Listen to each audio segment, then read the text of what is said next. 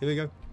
Hello everyone, my name is Alex. I'm the community and social manager for Thrive Heavy Lies the Crown, which we are so excited is finally here in early access. And I am of course here with... I'm George, everyone. I'm the producer that's been on the title, helping them along. You want to shimmy on camera? Side. Look, you're slightly off screen. You gotta... There we go, there we go. That's better. Yeah, super pumped. Super pumped. Should be fun. Glad to see it out in the world now as well, and seeing the hard work of Zoogaloo just kind of, being enjoyed by people. 100%. So loving to see that. And to get to see, all the fans who have been like, I need this game. This is the game I've been waiting for. This is the game I've been wanting. Finally getting to play that game. Yes. So let's talk about what we're going to do today exactly, because we could be playing single player, right? We've played single player. We've done that. Been there, done that. Right, but today we're going to be doing something pretty special, which is one of the things that I think makes Thrive really, really cool as, within this genre, and something that makes it pretty unique, which is its co-op function. So there is multiplayer, which is also great, and we also have done that with our devs, but we're going to do co-op. Do you want to explain what co-op is? Yeah, so where co-op changes a bit now, so it allows us to be on the same team. Yep. And with us being on the same team, it means we control the same shared resources, shared provinces, and imagine a single player experience with an extra helping hand. Yep. Or maybe not. Yeah, we'll see how it goes. I think we're on the same page. Look, I think we'll be right. Yeah, I think we're going to be friendly and teammates and everything, but maybe there's going to be... I think it'll be more incidentally getting in the way and interfering with each other than 100%. Any sort of... active, dedicated sabotage. Well, we are trying to work together here to win, so... Yeah, so we say. I don't have any, what are they called? Denethors in my ear? No. Well, look, we'll see what happens, Maybe we'll embrace a bit of the chaos and have a bit of the fun. Awesome. So, I think I like the flag that you've gone for. Thank you. Where do you want to start? I picked the flag, you picked the start. Do we want to do... I kind of liked when we did a seaside start for the single player. I was kind of more into it. So should we maybe do this one up here? Yeah. What are you feeling? Yeah, I reckon that sounds like a good option. Yeah, I like the interior starts next to the mountains, but yeah, I've kind of been on a little bit of a coastal bend lately. So, I mean, it does put you a little bit further away from some mid-game resources. Hello, today's killer. Wonderful to see you. Thank you for joining. But yeah, let's do some seaside. All right, cool. And then let's ready up. Let's start game. Ooh, and let's get into some co-op. Yes. Very feeling the seaside these days. Is it maybe the summertime that we're now starting to approach the good weather? I think maybe it is. Maybe get an in-game tan and Thrive. Oh, that's the dream. That's a mod I've been championing for hard is Emperor Tan mod. So we'll see, when that drops. But yeah, I don't know. I'm from the beaches, like a part of Sydney called the Beaches. So I think I've been missing it down here in Melbourne. It's finally getting a little bit warmer, and I'm like, give me that beautiful sunshine, give me that coast, give me that swim. Is it legitimately called the Beaches? Yeah, I'm from a place called the Northern Beaches. Oh, the Northern Beaches. Yeah. And then people will generically refer to that as the Beaches. Right. There you go. I mean, from those from Sydney will know what I'm talking about. Yeah. But... Bit of lore from Playside Alex. Yeah, drop it in. And my home address is... raising water levels. We love to see it. That's wonderful. Yes. Yeah, very exciting to jump in today. So what would you say is your favorite way to play Thrive? Because there is single player, and that's classic. Yeah. Oh my god, same here. People are popping off. So let me get the chat a little bit more. Oh, hey, everyone. Love the demo. Looking forward to the game. Getting it the next week.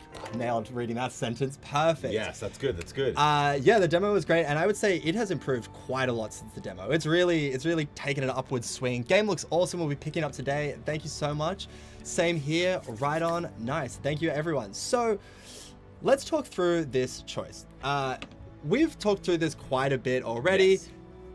we're not going to go into too much detail, but I'll explain very quickly. Basically, there is a narrative structure within Thrive. You can make different choices, and later in the game, you can go benevolent or you can go tyrannical. Throughout the game, you're going to see these pop-up windows with different choices. And this, it does have mechanical function. You'll get an edict early in the game that will change depending on what you pick, but it's more just introducing you to the concept that there are choices. For the now, I think we just go classic prosperity, pursuits, ensures a bountiful future, which is what we often go for. So let's lock that in and let's get straight into the game.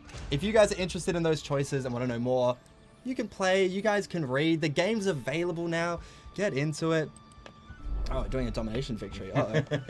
Here's trouble. That's it. So as you can see on your map, right? Yeah, race to put the cape. Race to put the cape. Who gets to choose? No. But like you'll actually see like where you'll see my mouse cursor on your screen as I'm moving around. Oh yeah, that's sick. So like you'll actually see like what I'm planning on doing, where I'm planning on doing things, and all of that kind of stuff. So that's at least that way, like when you're working together and you're not, you know, conveniently sitting next to each other with two monitors, you'll actually know what's happening. So you're not just going to see random things popping up and this, that, the other.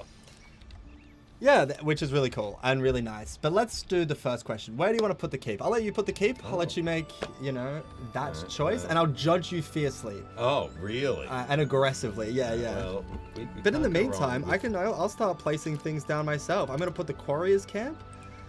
I'm gonna put the Loggers camp. I mean, this is what co-op's about. We can both launch in. Where'd you put that? I'll pop the stockpile just to the side there.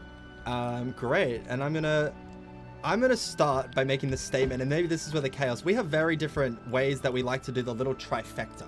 Yes. So within Thrive, there's like 3 very important buildings that are really useful for like lots of different things, specifically your population and your houses. But they're needed for like all resource management buildings and farms and everything like that. Not all 3 are needed for everything, but all 3 are needed for houses.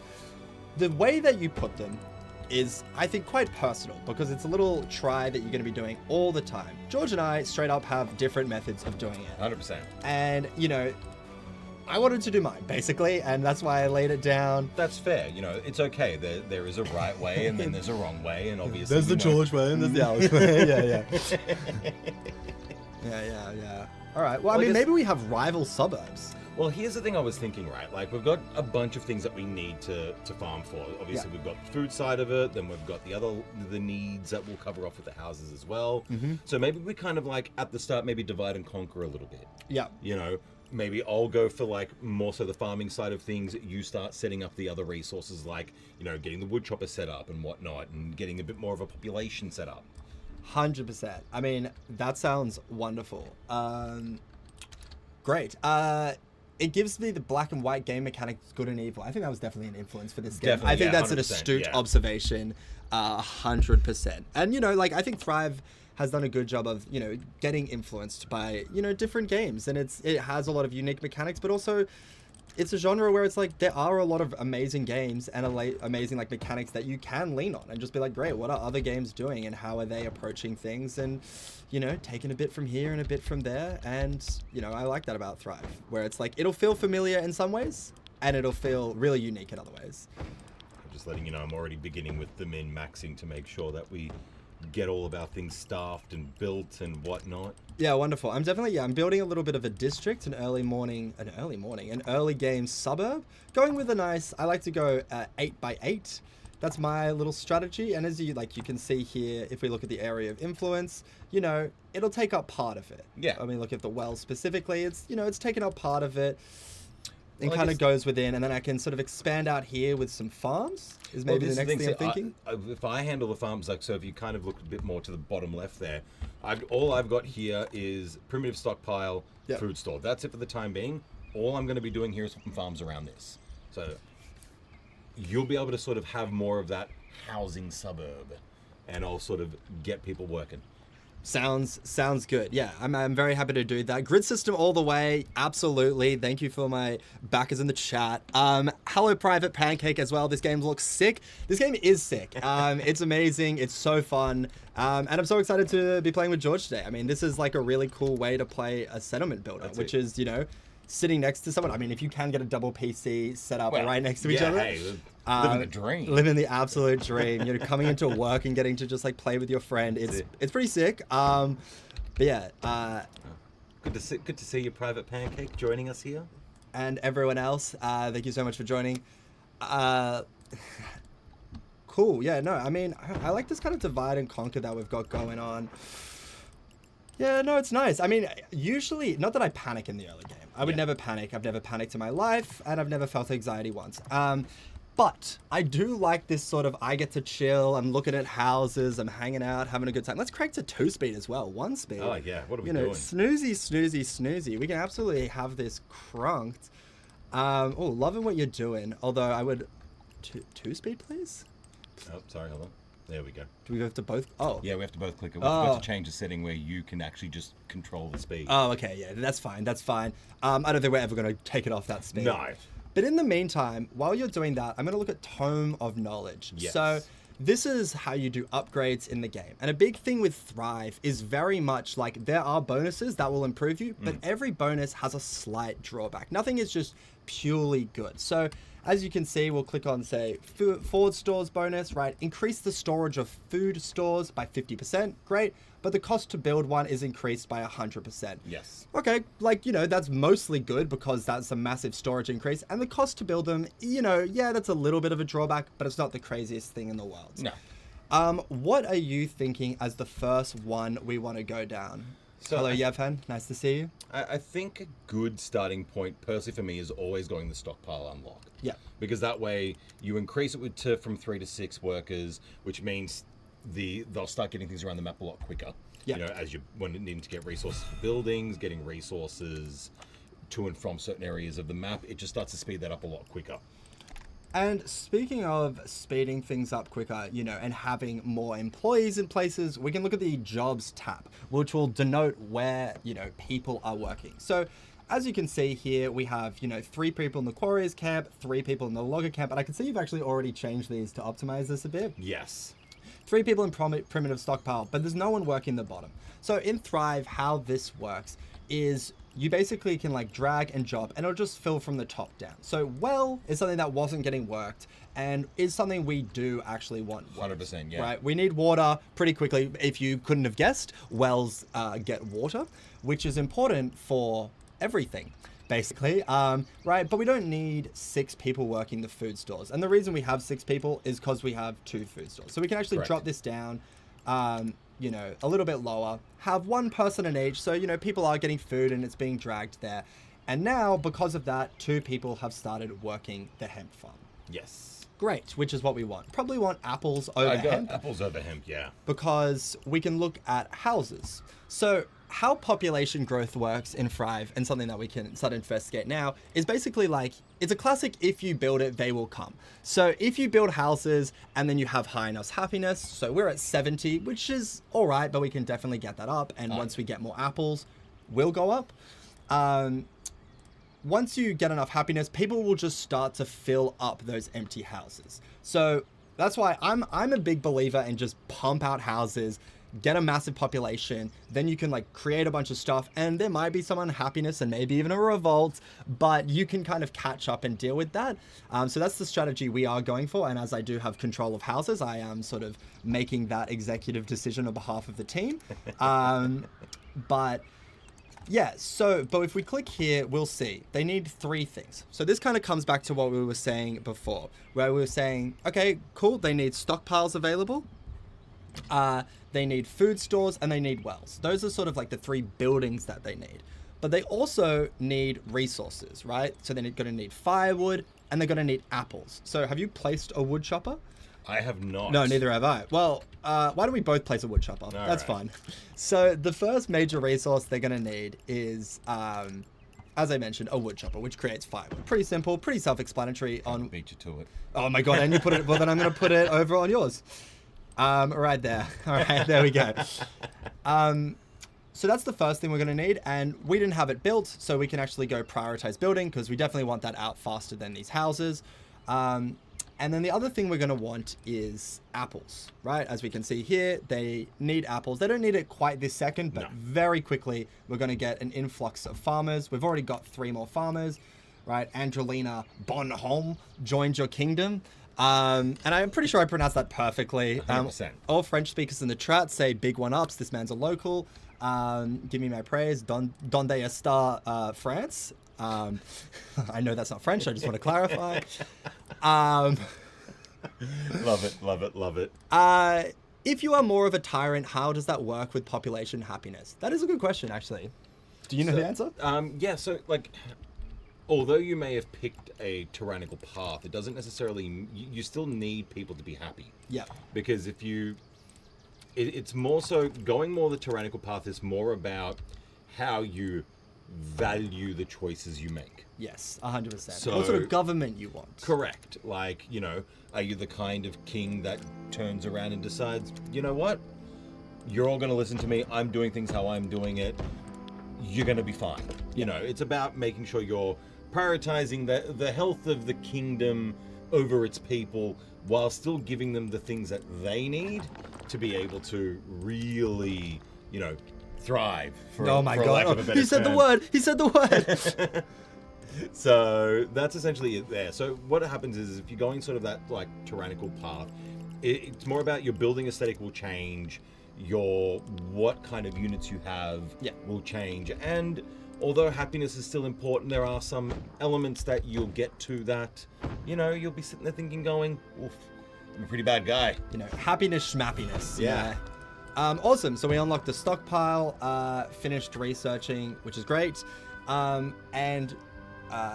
To unlock these things, you need gold. So gold is kind of built, and we do have enough to go for a second one, or we have an event starting. So we don't quite, when we're almost breaking even, and we should be making a little bit more money very soon, but we're not quite breaking even. So we could go for a second research if we really wanted to sort of min-max and push, which I think is worth it because we probably will be turning around. 100%. Like, so, I think either going the wood chopper bonus one yeah, or the apple farm one. One of those two I think is the way to the play. I think we're going to need firewood. All right, well, because let's go for it. I think we're going to need firewood because we're cranking population, and that population can work farms, and they can work wood choppers, but it's kind of easier to get them to work farms.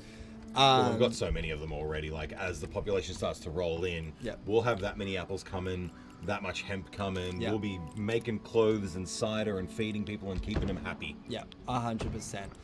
Speaking of entirely different unrelated things that we weren't speaking of at all, let's actually look at the first narrative thing that's popped up on the screen. Also, you might want to just tuck in a little bit as well. Sorry. All right, I'm going to read this out. And once again, we're not going to do this with all of them, but we are going to do it with some of them to give you guys a taste of the narrative element. So this, you know, we just talked about benevolence or tyrannical tyranny. So this is the sort of things that'll pop up on the screen that will let you engage with the narrative elements. So I'm going to give this an incredible rating. Everybody settle in, get a book. No, you don't need a book. You get a pillow. Go night-night and listen to this, you know. Please regale us. Yeah, regale us. Okay, wonderful. The foundations of your settlement have been laid, but much must be done to encourage its growth. Your courier, a small group of advisors, will help you find your way. Chancellor Bodie Declan and Duke Donovan Stanton are those who remain from the fallen king's courier. Sir Ossian Haywood, a trusted knight and friend, has been added to round off the group. Together, you must determine where best to focus your efforts in this fledgling kingdom. Wonderful. And with this, we get to meet the three characters of the game, the people that are going to help us and advise us, and where the different choices of the game really come from. So we have, you know, Chancellor Bodie Declan. Why don't we do a little bit of a line reading just for this first one, give it people the taste, and then after this, so I'll do Bodie. Okay. The solution is easily found, Your Majesty. Without our people, we would not have come this far. Their resilience should be rewarded, instilling their confidence and joy. We're doing voices. Put me on the spot like that. Was that a voice? Was that my normal voice? Sorry, I apologize. I don't know. It's fun. Of course, of course. No, do your regular voice. Really, like, undercut me entirely. Be like, nah, I don't want to do a voice. It is true, Chancellor, that we have overcome much. The tragedies of the past are but few steps behind us. This is why we should focus on securing and protecting what we are starting here. Only with a strong defense can we find the courage to rise once more. Yeah, good defense is a good defense, I think, is the offense is a good defense. Wonderful. And then I'm going to, ruler. Both reasonable positions, gentlemen. You know, it's just us. Yeah, that's it. But what about this unreasonable position that's about to come in? Oh, well, maybe not. All right, I'll give them a really nice and endearing voice. Yes, your highness. Reasonable to be certain, yet both overlooking that much which most reliably maintains and grows a kingdom, its coffers. Without sufficient coin, it will be difficult to grow beyond simple thatch and stone. We must inspire the people. Everybody can applause and chat, say, give him a raise, it's okay, you know. Ruler, fair points all. Our citizen security, our wealth, all important to our foundations. And that's true. And that's one of the things you'll find with a lot of the decisions in this game, is they all have, you know, fair logic and reasonableness. So even when we're talking about, you know, choosing between tyranny and benevolence, you know, that does sound like good and evil, but that's not quite how it's phrased in the game. No, it's not. And like some of the decisions as you'll see them come up, just because you necessarily pick something that might sound good or sound a bit more on the tyrannical side, should I say, doesn't necessarily mean it's the right decision. Like, you've got to think about, how is your population looking? What are you trying to achieve? Sometimes the tyrannical approach works. Sometimes you might just go the neutral route. Yeah. You know, it just kind of comes down to like, what does your town, what does your settlement need at the time of that point? 100%. Yeah. And when you play through the first time, you know, you'll just like, I think, be picking the choices that you agree with. And once again, they're all reasonable, but there are like mechanical advantages behind the choice. So as you kind of play a second or third time, that level of like, what does my kingdom need? Being like, that's maybe not the choice I agree with, but I kind of want them apples, as we will find in a second. Oh no, although we don't need apples at all. So maybe we'll find exactly us doing that right now. So we have a bunch of choices. So Hayward, safety first above all else. Chancellor Declan, how best can we help the people? And Duke Stanton, you'd choose coin over citizens or security. What would we like to go for? Now, we could go, how best can we help the people? Yes. But that will give us apples. That will. We don't need apples. No. We've already got 440 apples. Yeah, too many. We're good. We're cruising. Yeah. What should we go with instead? I reckon we should go with a bit of coin, maybe. We just want to grab money? Let's grab some money. That way, you know, we can get a bit more happening in that terminology. Really start, you know... Cranking. Yeah, I agree. I was thinking money, 100%. I'm not going to do line readings for these. I know the people are crying. I agree with Duke Stanton. You can check out the other answers that people say, and you can, like, really make a decision about it. And they had a little dialogue that I just skipped through there.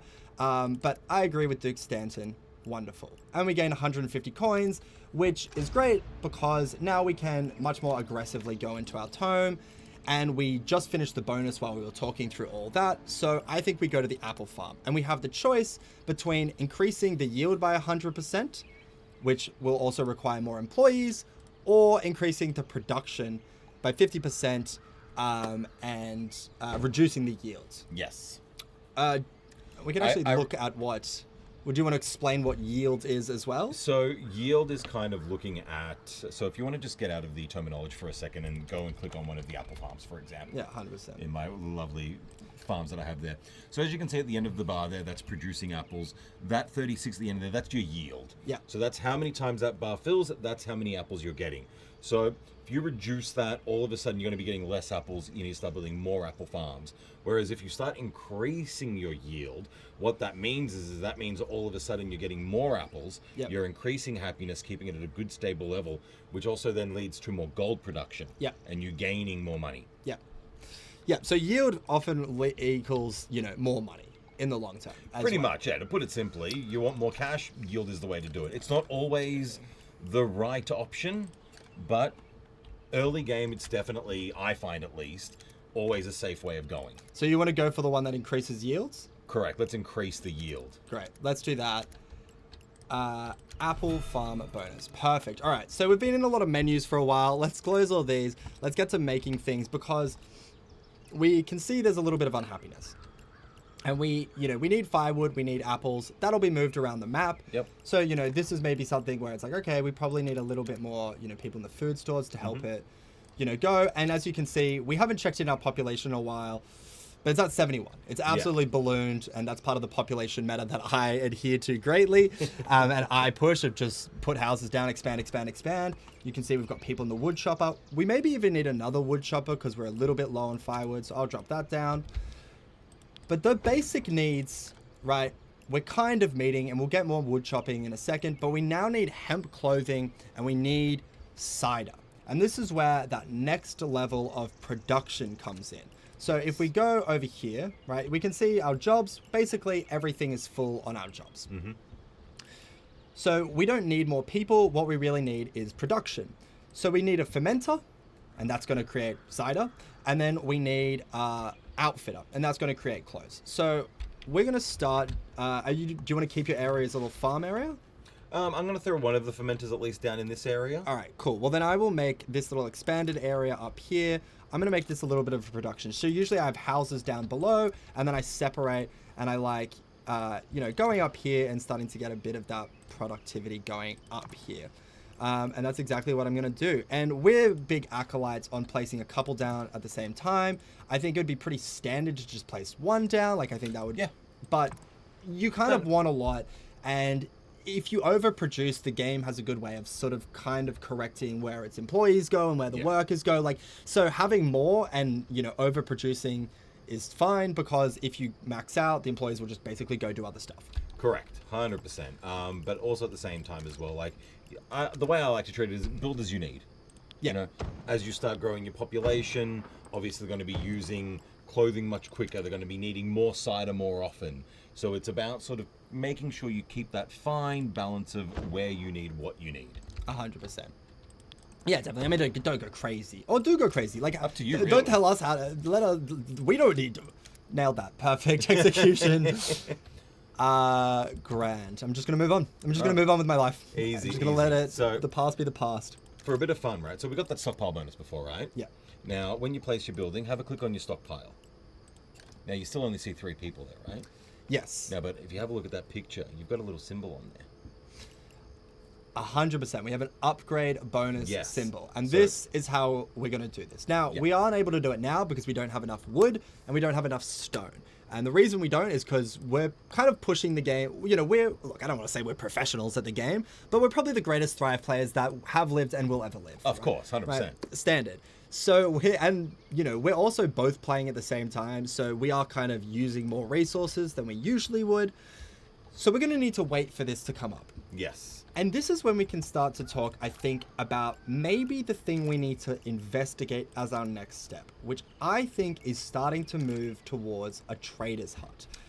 Definitely. And a trader's hut is going to allow us to be able to start to settle new provinces. So this is one of the major aspects of Thrive, which I think really makes it unique from basically most other settlement builders. And there are a couple unique factors, but it's one of the reasons I love about this game is you're not just here, you can make this a very big province. And I think we've talked about maybe 1,000 people you can get up to. Your individual provinces can get massive and a lot, and they can be tons and tons of production that you need to do, and different sort of production lines and resource lines you need to take care of that. But one of the things you do need to do to take care of that is go to other provinces and expand.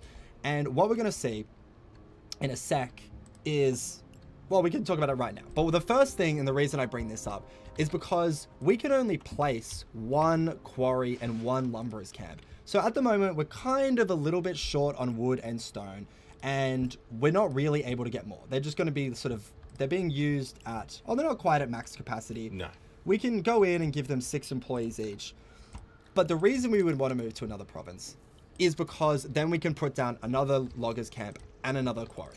Yes. And then we're able to start to get more stone and wood. Now, you can go 2 ways with this. You can either have a bunch of stuff in your main province and ship it out to smaller provinces and help them grow and help them build. And we're going to do that with things like cider and apples and clothing, the resources they need sort of when they get there really quickly, right? For the people to be happy.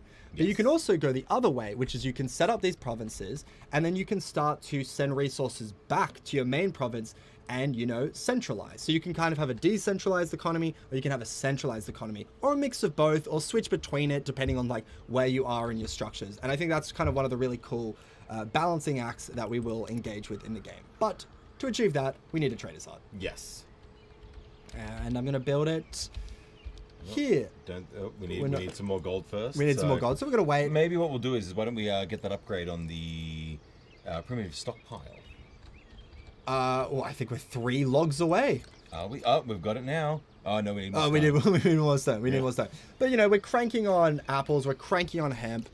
We need more firewood, which is also why we need more logs. And, you know, we need more cider. So I have placed 3 fermenters here.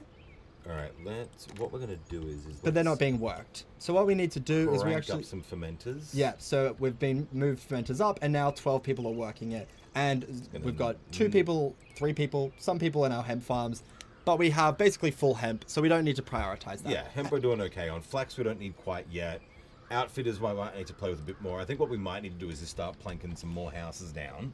Yes. So we can really start cranking that. Yeah, because we've kind of built the economy up, but we haven't necessarily built the population to be able to keep up with it, which is kind of the balancing act. And a large reason is because, you know, I've been talking and going through mechanics. At the same time, it's that fun part of sort of like, you know, playing co-op, right? Like, I've gone hard. We've got like 3 apple orchards each with 5 people in them. Same as well with the hemp farms. Couple of flax farms. Like, there's a lot of people in sort of that farming district. Yeah. So, you know, we definitely have gone hard on things that we probably wouldn't have done at that point. Oh no, we got some fires. Oh no.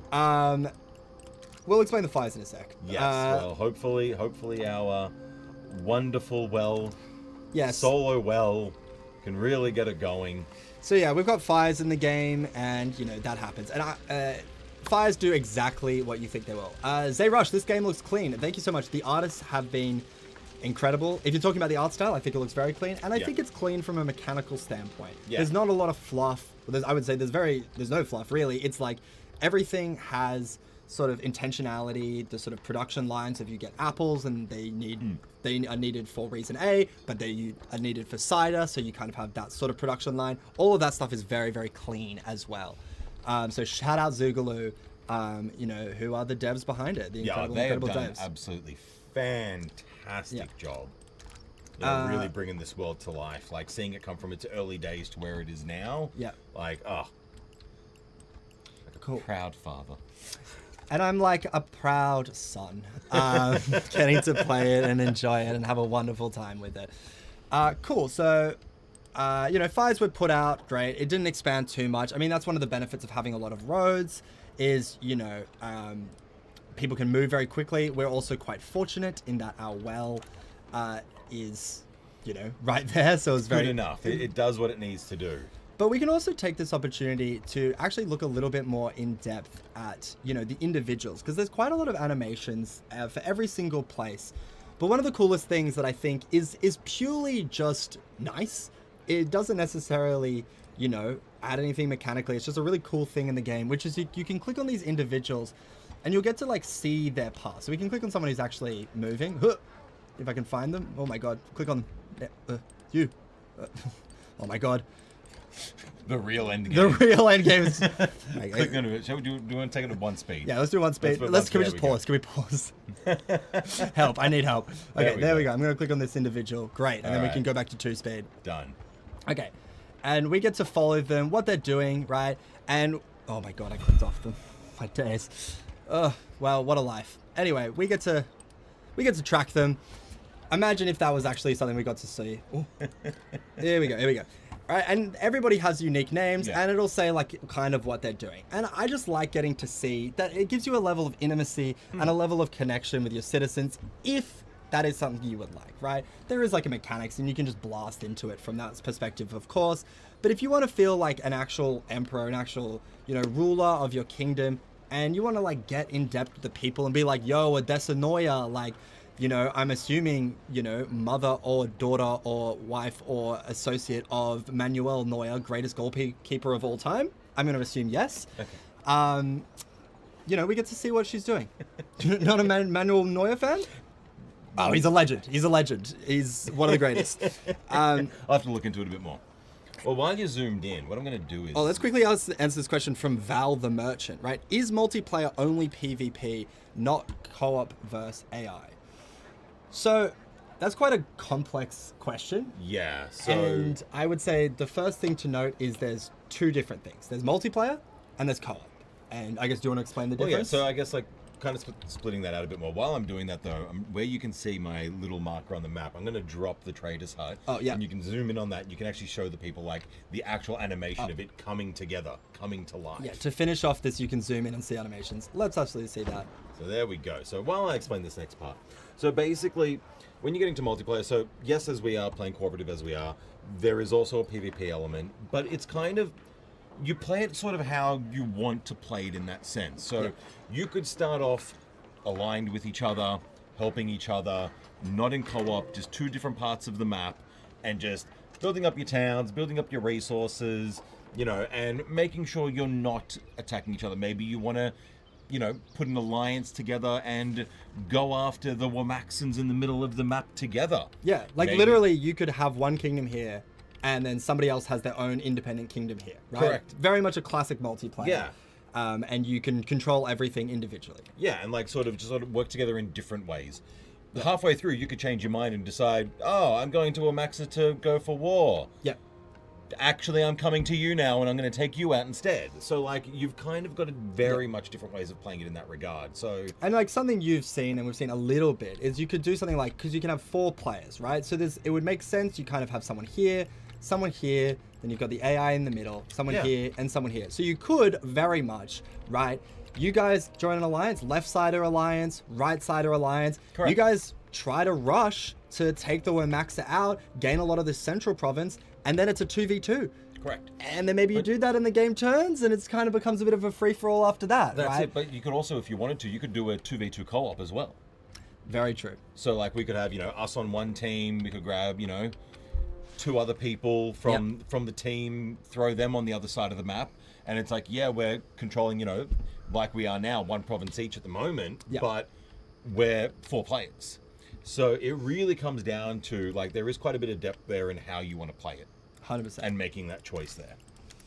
Yeah, definitely. I do really like co-op though, you know, which is like getting to work on the same province at the same time and you both kind of have equal control. Like, it's very fun and it's a very unique way to play. And yeah, it's a great time and, you know, doubles the resources. And, you know, we're both playing on the same area at the moment.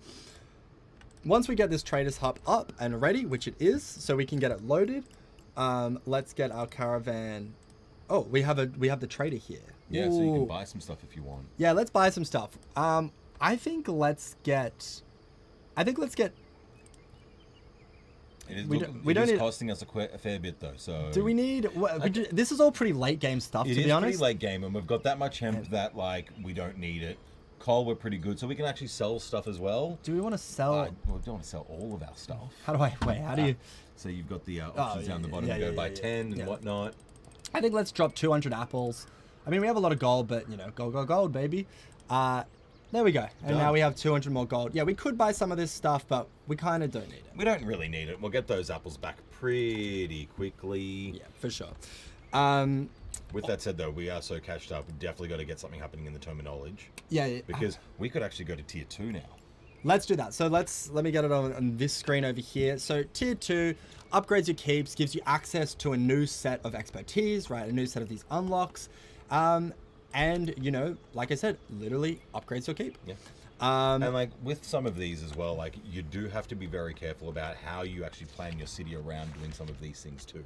Because for example, right, like you look at our wells currently, we've got a couple of wells that are overlapping a little bit, right? Yeah. And because of that, I don't know who placed them, but they were very specific about it. I don't want to point fingers. No. Of course not. Of course not. But because of that, it actually, depending on how much the overlap is, you actually end up having reduced production speed. Yes. So you do need to be careful of that. So for example, where we are at the moment, if we were to go into the well bonus and get the increased area of effect, that would actually be a hindrance to us at this point. So like 100%.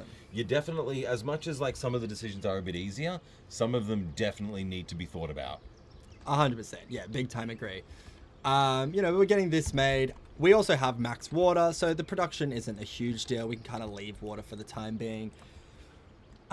Cool. Let's go over here and let's like move to our next province. So what we have is our caravan. You can see it's getting loaded up. So you need 50 stone, 50 log, 50 and 20 farmers, right? And that's kind of what you start with at the beginning of the game. Well, more or less. And then we can release the caravan. And we're going to zone out and we're going to choose our next province. So one of the things that you want to think about when you choose your next province is what resources do you need that you don't have available on your first province? Because your starting province has, you know, certain resources as hemp, flax, apples, and what's the last one? That is the... Spinach? No, I know it's not spinach. But you can also see that there's no coal, right? And if we go over here, we can see that there's fish and sand. If we go over here, we have a bunch of different things. We have grape, we have wheat, we have fish. We go down here, right? Similarly. Now, we definitely need wheat. Like, that's the #1 priority because that'll unlock the second type of population you can get. There's farmers and there's laborers. We'll talk more about laborers when that comes to be. But you might want to also consider like how much stone, how much wood. We actually kind of need stone and wood at the same time. We need wood more specifically. None of these really have a lot of any of those. So, no. And like you also want to make sure that like... Wow, this is really scant stone and wood everywhere, actually. Have a look at the one underneath of that. That one there, what is it? Drafeldi. That one there that's looking pretty good. You want to go all the way over there? I reckon we go all the way over there. Okay, yeah, because I'm much more safe. I usually go immediately. But let's send our little caravan. So what I'm going to do is I'm literally going to highlight the caravan. And then, you know, we can move it around. And we're going to just zoom out. And we're going to click right there on the map. And it'll just, you know, make its way. And we can watch it do that. And as it goes, it'll slowly unlock the fog of war. And as we do that, I'm going to track this, but let's read out this comment. Right. So today's killer. Looking forward to the game in the coming days. Take care all. Thank you so much for joining. Yes, check out the game. It is out today. This is very much launch day, which is not why we're playing, but it is one of the reasons we are streaming. Yes, it is. But this longer comment. My friend and I joined a multiplayer match on the same team. We assumed it loaded the AI to fight against us when we went in. Once we loaded in, it gave us a victory scream like we beat the game. Hey, fast victory. Excellent work. I might say that's maybe the win condition that you picked. Not sure exactly what happened there. But yeah, you can do stuff against the AI. You can do things against each other. I guess it would have depended sort of how you're approaching the game.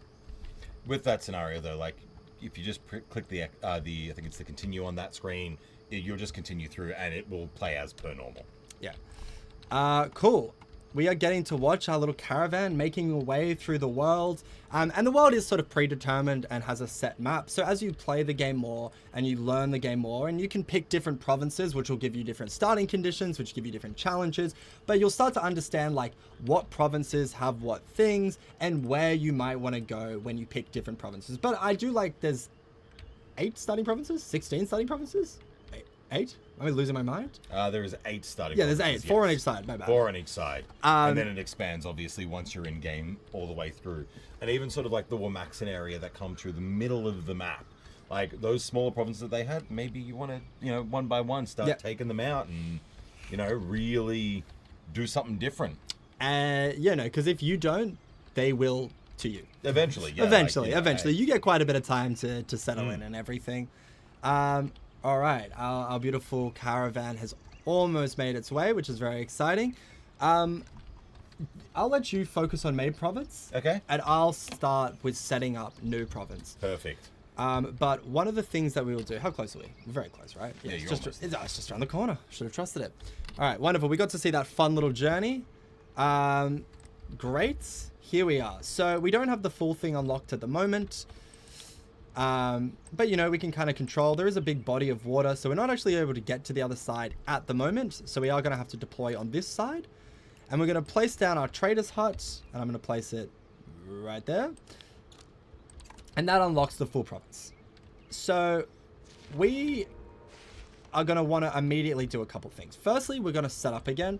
And we're going to, it's kind of like starting a nice fresh province from the start. Which I really like, because one of the like best parts about, I don't know, a lot of like settlement builders is kind of the early game. Yeah. Right? And I think that's true of a lot of these types of games. It's like the early game's kind of the funnest part. And it's nice that you get to do it kind of again and again. And if you want to like get your main province up to a point where it's just sort of functioning and it's doing its thing and it's sort of rolling on by itself, you can then start a new province and focus on that for 20, 30, 40 minutes an hour while your main province maybe provides you some help, provides you some resources, makes that early game have a bit of a different flavor. And, you know, you're going to have different objectives because, you know, even though, hey, we're collecting stone and we're collecting logs, we're now also collecting iron. And we're going to be looking to collect fish, and we're going to be looking to place wheat rather than apples, and we're going to also place apples, but they're going to be a different way that we're doing this province. It's not being built in the exact same manner. There's different strategies and there's different sort of objectives that we have with it. Like, you want to have it to be a little bit self-sustaining, but also, you know, rely on your main province to kind of help you out and keep you going. 100%, yeah. And we're going to do a little bit of a to and fro. So actually, we can do that right at the beginning. I think we can go here and we're going to actually set up a trade route right at the start. And we can go back to the main province and we can see what sort of stuff that we have in abundance and we can send back, right? So if we go here, okay, we have quite a lot of hemp. Yep. We have some surplus of firewood, not a crazy amount, and we have a lot of cider, right? Yes. We unfortunately don't have any apples, but, you know, we can place more farms and get more apples. So we go, okay, what resources can we provide from this province and send back? And I'm kind of seeing hemp, water, and cider. Let's do hemp, firewood, and cider. Yep. And let's send the other way iron, because our second province doesn't need iron. Our first province will need it We'll sooner. need iron, and we'll also need wheat at some point as well. Yes. And we'll change the province, the trade routes to do wheat once we get our farms up and running. But right at the beginning, that's not going to be the case for a while. So let's go to our trade screen, create a trade routes. We're going to go to, I always have the main city at the top, and then the receive is going to be number 2. And then we're going to send firewood. We're just going to do a bit. We'll do 30. So this is just a trade route that's going to go back and forth, back and forth, back and forth. Now, they're not very close, so we could probably even do a little bit more. But this will just give a little boost. We are going to try to also make firewood ourselves, but this will just help make sure that everything's kind of going well. We're going to give you that kickstart. A kickstart, 100%, and, you know, help this population boom real fast. What was the other thing? Hemp. I mean, not that hemp's super important. Yeah, hemp's probably not crazy important at this point, because, like, it'd be more so keeping the hemp here. Yeah, and then making clothes and getting you more clothes. Exactly. So let's. Don't know why iron's not an option. Maybe it's just because I haven't got enough yet. Cool. Okay, well, let's just start with those two things. And let's also just get water, because there's just so much water that why not? Great. And let's get 100 water. Perfect. And then we're going to assign a caravan. And then we're going to accept. And we're going to see it just chuff off back to province number 1, because it needs to go get the stuff from there. Nice start on early access. Thank you so much. Yeah, I think the game's in an incredibly good place for early access. 100%. It is very fun. It is a very sort of put together, well-sufficient game. Is there a wiki that has a written description of each multiplayer scenario by chance? Not yet. But but what you can do is when you're in the multiplayer menu, if you hover over the words game mode, you'll actually see a description of what each one does. Yeah, 100%. And also, I feel like wikis, you know, that's a thing for the fans. That's something that is always good for, you know, fan-created content. So if you're feeling the frisky desire to break out your own, you know, editorial skills, start contributing to, you know, the worldwide web knowledge base, I think that's something that the people can do. But yeah, no, a lot of that stuff is kind of in-game in certain ways. Cool, let's start to build out houses and let's go through our little preps. I'm probably just going to do the same sort of structure, but I'm also very ad hoc with it. And I like to, you know, make it all look different and not follow too much of a stringent, this is how I build things kind of mode. And that makes every single time I do make a province, it's different. It's got a different flavor. It's got a different energy. It looks different. And it's also not very efficient. Sometimes they're more efficient than others, but, you know, that's the trade-off. And I'm totally okay with that on a personal. Great, placing some wells similarly in an incredibly inefficient manner. So sometimes you just got to do what you got to do to get the town going. Yeah, 100%. Great. So that stuff, you can see everybody's angry, but all of that stuff is going to be fixed in a second. So actually, let me just spend some time fixing this and we can go through the whole process again. So what I want to do is we need wells, we need food stores, and we need a primitive storage. Those are the three main things that we need.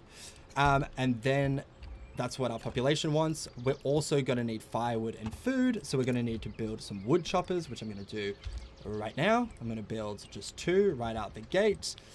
We are getting some firewood sent over, so that'll also help. But, you know, until the caravan gets back, and we can see on the map where the caravan's at. Yeah, it's just left Noswia. How would you pronounce that? Noswia? Noswia? Yeah, maybe Noswia? Over there. And then this one's Drofels. I think that's easier. Maybe I nailed it. Who can say? Well, we can, and I think you did. So I think we're running good. We're running good. I'm gonna say it. I fucking nailed it. I was on the money with it. Never made a lexical mistake in my life. Wonderful. So I'm gonna reorient these, and we're gonna get some more houses down. I'm gonna start to push this pretty aggressively. Actually, you know what we can do? We've got a little bit of a start here, but a lot of the space is over here. So I'm gonna make a bridge. I'm gonna go right up here. Boop, boop, boop. Gonna get my bridge going. Hello? Society? Too far. So you want it to just... Oh, yeah, there we go. Perfect. It's just to get you over the water. Yeah. Cool. Right. Yeah, and I'm actually gonna start my second town on the other side of the road here. So that, you know, it's a little base, whatever. That's doing its thing. I'll make it look a little cleaner later. But yeah, let's get down a second one here. Wonderful. We're going to place the well, doing a classic trifecta. I'm actually going to do it a little bit differently. Going to do it... I'm going to do the old George strategy. I'm going to do your favorite way. Yeah, I'm going to show the people a different strat. So this is a... Not to... I mean, do you want to come over here and do it? No. Okay.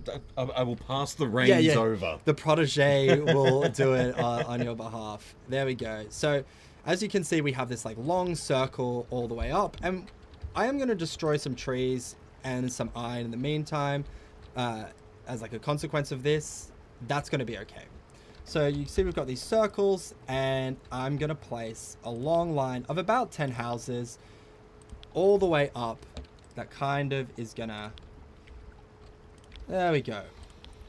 Max out. You can, like I said, see that the trees are getting deleted. So when you do place things over resources, they will be deleted. I think that's fairly standard practice, but is to note, I don't think it's something to be entirely precious about. There is quite a lot of resources on the map, and later in the game, there are ways to basically get like a constant supply of stone and of trees. So it's not like there's a set amount on the map, and once it's done, it's done. But you don't want to be a little bit conscientious, but I don't think it's anything to panic about, to be... Nah, you'll be fine. Yeah, we'll be so fine.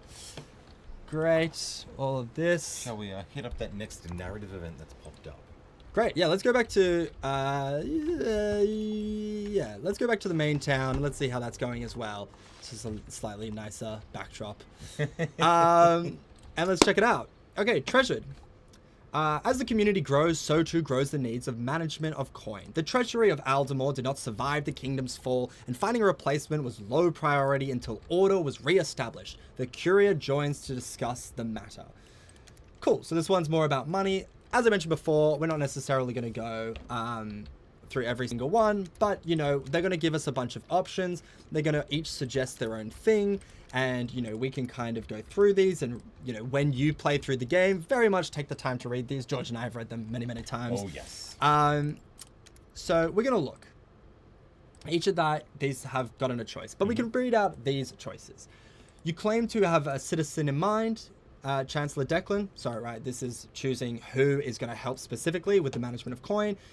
You are experienced with coin, Duke Stanton, and you think this makes you a worthy candidate. That's Duke Stanton wanting to be in charge of cash money dollars, right?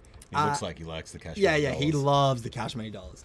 You would trust a coin in the hands of an outsider, I've heard. Is this true, Sir Hayward? So we can pick a particular citizen of the realm. We can choose, our boy Duke Stanton, or we can choose someone from outside the realm. What are we feeling?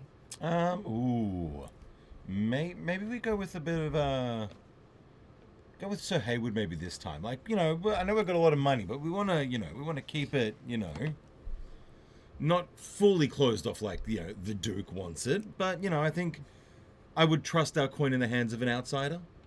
Yeah. Yeah. Let's do it. Let's, let's get those Swiss bank accounts going. Let's absolutely let it ride.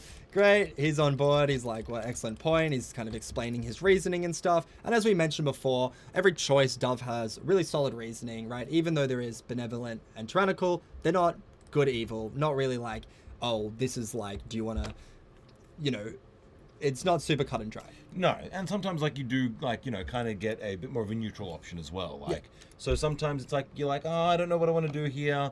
This seems like a happy middle ground. Let's stick with the happy middle ground. 100%. So we can read the outcome of this. Scouts are sent to nearby towns and villages in hopes to locate a talented treasurer with a deep understanding of the land's economy. Though it may have taken some time, you are confident in Hayward's judgment. If he believes this is the best way, you trust it and patiently await this new arrival. Wonderful. Nice. That's a good outcome. Yeah.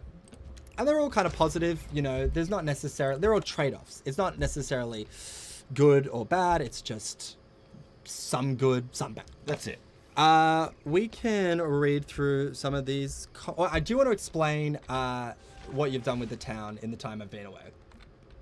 You kind of just where's your head been at?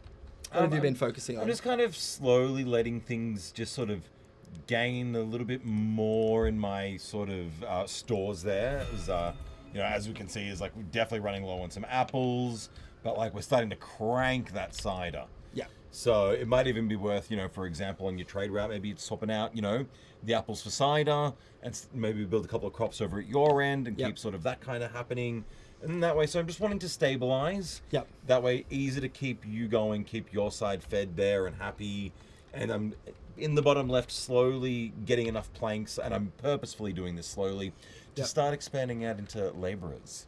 100%. And that's a really good point about being slow. So somebody, short and bald first, my village caught on fire, burned everything to the ground, 10 out of 10, we'll try again. Thank you so much. But they did write, is there a way to slow immigration? I was getting swamped early on with unhappy, unemployed groups of 30 to 60 immigrants. So with this one here, the more houses you build, the quicker it will explode. Even if, like, for example, early game where you're not necessarily needing all the needs, what will happen is you build a house, it's going to at least get filled by one person. The more houses you build, the more people will come, and the quicker you get more people, the quicker you need more needs and more luxuries.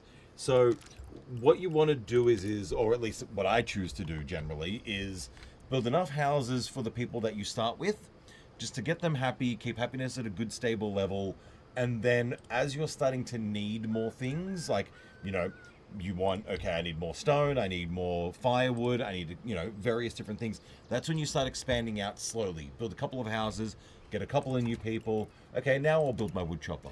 Now I'll build my farm. So it's kind of, you can go hard and fast, but you just got to make sure that everything that they need, you're also going hard and fast and building as well. 100%, yeah. And I think this definitely happened with me. I'm not sure if it happened with you, George. My first game I played, I definitely placed a bunch of houses and then was like, oh, why is everyone so unhappy? Right? Oh, no, I think same it's thing. very common for people to overpopulate too fast. And that's one of the things about Thrive is there's a lot of stuff you can do quite early on, right? You unlock a lot of buildings, and we have a lot of buildings unlocked that we haven't even looked at and talked about because we know we're not ready for that, right? We haven't set up our kingdom for that, and it would be foolish for us to look at it too soon.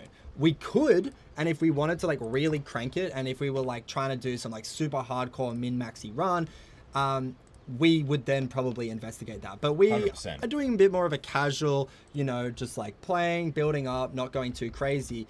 So, that ability to populate incredibly quickly is there because maybe that's what you want to do when you're very experienced. Exactly right. But being conservative and, just chilling out a little bit is definitely advisable in the early game. Even now, with the experience that I do have, I'm still very cautious about expanding too quickly. Yeah, for sure. Because it can very easily, like, I remember, what was it, the first time I think it was when I played, I went so hard, so fast, and before I knew it, I had a town of people revolting, and they burned the whole town down. So, Yep. So you are short and bald, apparently. That is, you were this person in the chat saying my first town just burned down. 10 out of 10 would play again. Yeah. That was pretty much me, yeah. You just keep trying and trying and trying till you eventually get there, and then happy days, you start to stabilize. You really learn how to do the bits and pieces you want to do. There we go. But speaking of fires, there is in this tier 2 unlock a really good one, which is always worth getting. Which you've already done. Secretly already did them, so I'm just like, I need this quickly because I might have some fires coming my way. Yeah, 100%. So you can get the firehouse, which will prevent, fires. Only you and firehouse can prevent fires. But we can also look into some of these other ones. So, I mean, a lot of our production is going well. I think maybe outfitters is something we need probably a bit more production on. Maybe. Or do we want to go back and do a farmer bonus? Farmer bonus might actually be like, let's have a quick look at how you're going over here, right? So look away, I'm embarrassed. Your happiness is a bit low, so the farmer bonus might actually help you stabilize a bit quicker. No stores. What? Did you forget? You forgot one of the integral parts of the Holy Trinity. Well, it's really buildings. What are we doing? That's really embarrassing for me, actually. That's actually. Oh, that's fireable. Brandon, I hope you're not watching. The beautiful game director, who's an absolute legend, who should very much be asleep, and he lives in Canada and was posting in sort of the team Discord and stuff at absurd hours. What an absolute legend. We do this for you, Brandon. We love you. 100%. Cool. I'm going to place that there. These guys are going to kind of get it. I'm actually going to, speaking of, I'm going to do the thing that we can do, and we've talked about it a bit. Oh my God, what is this approach that I've taken? You're really kind of going for it there. Am I? I'm going for something. Yeah, something. Well, we're really on that same wavelength today. Cop is really on the mind. Yeah, choices have been made. Grumble.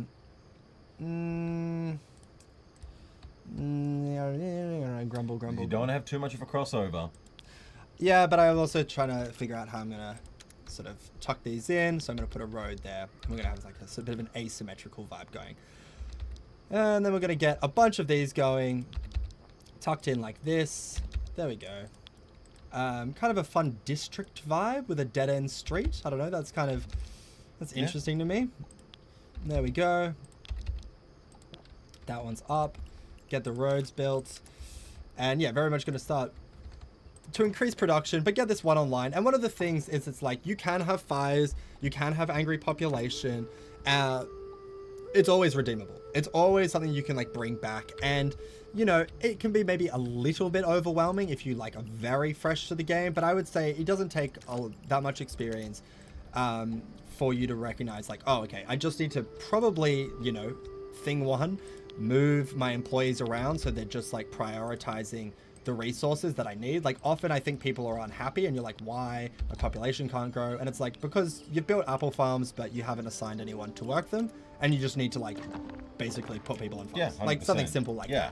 And this is the thing, it's especially in the early game there as well, like min-maxing, in my opinion, I think is actually quite important because it's about sort of getting exactly what you need so you can establish the town quicker. Yeah.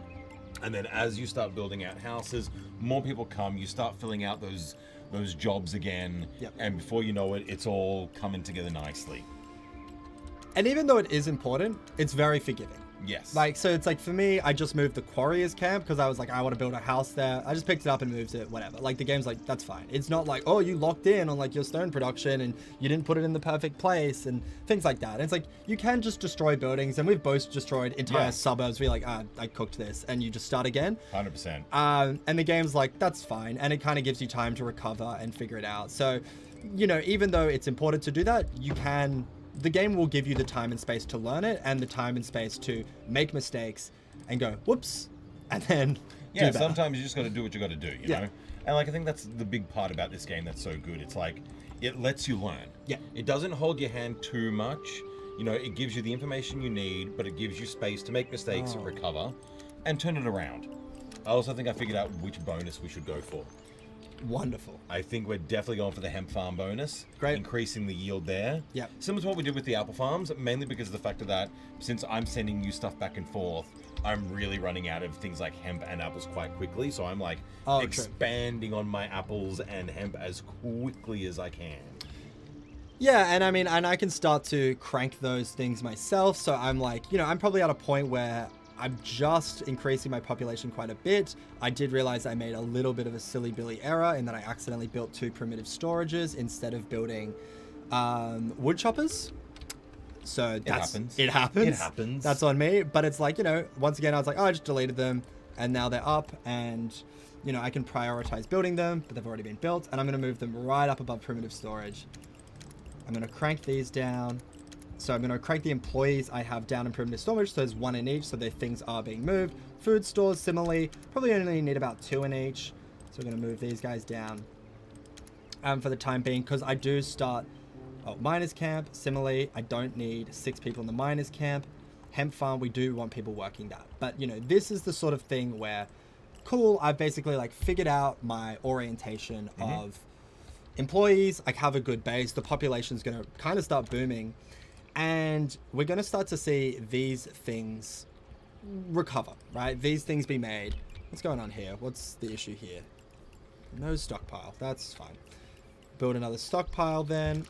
And yeah, like what I'm working on at the moment is getting self-sufficient. So like getting sent firewood, getting sent cider. Those things have been really helpful for me to get on my feet. Yeah. But now I need to stabilize. And that's exactly what I'm going to do.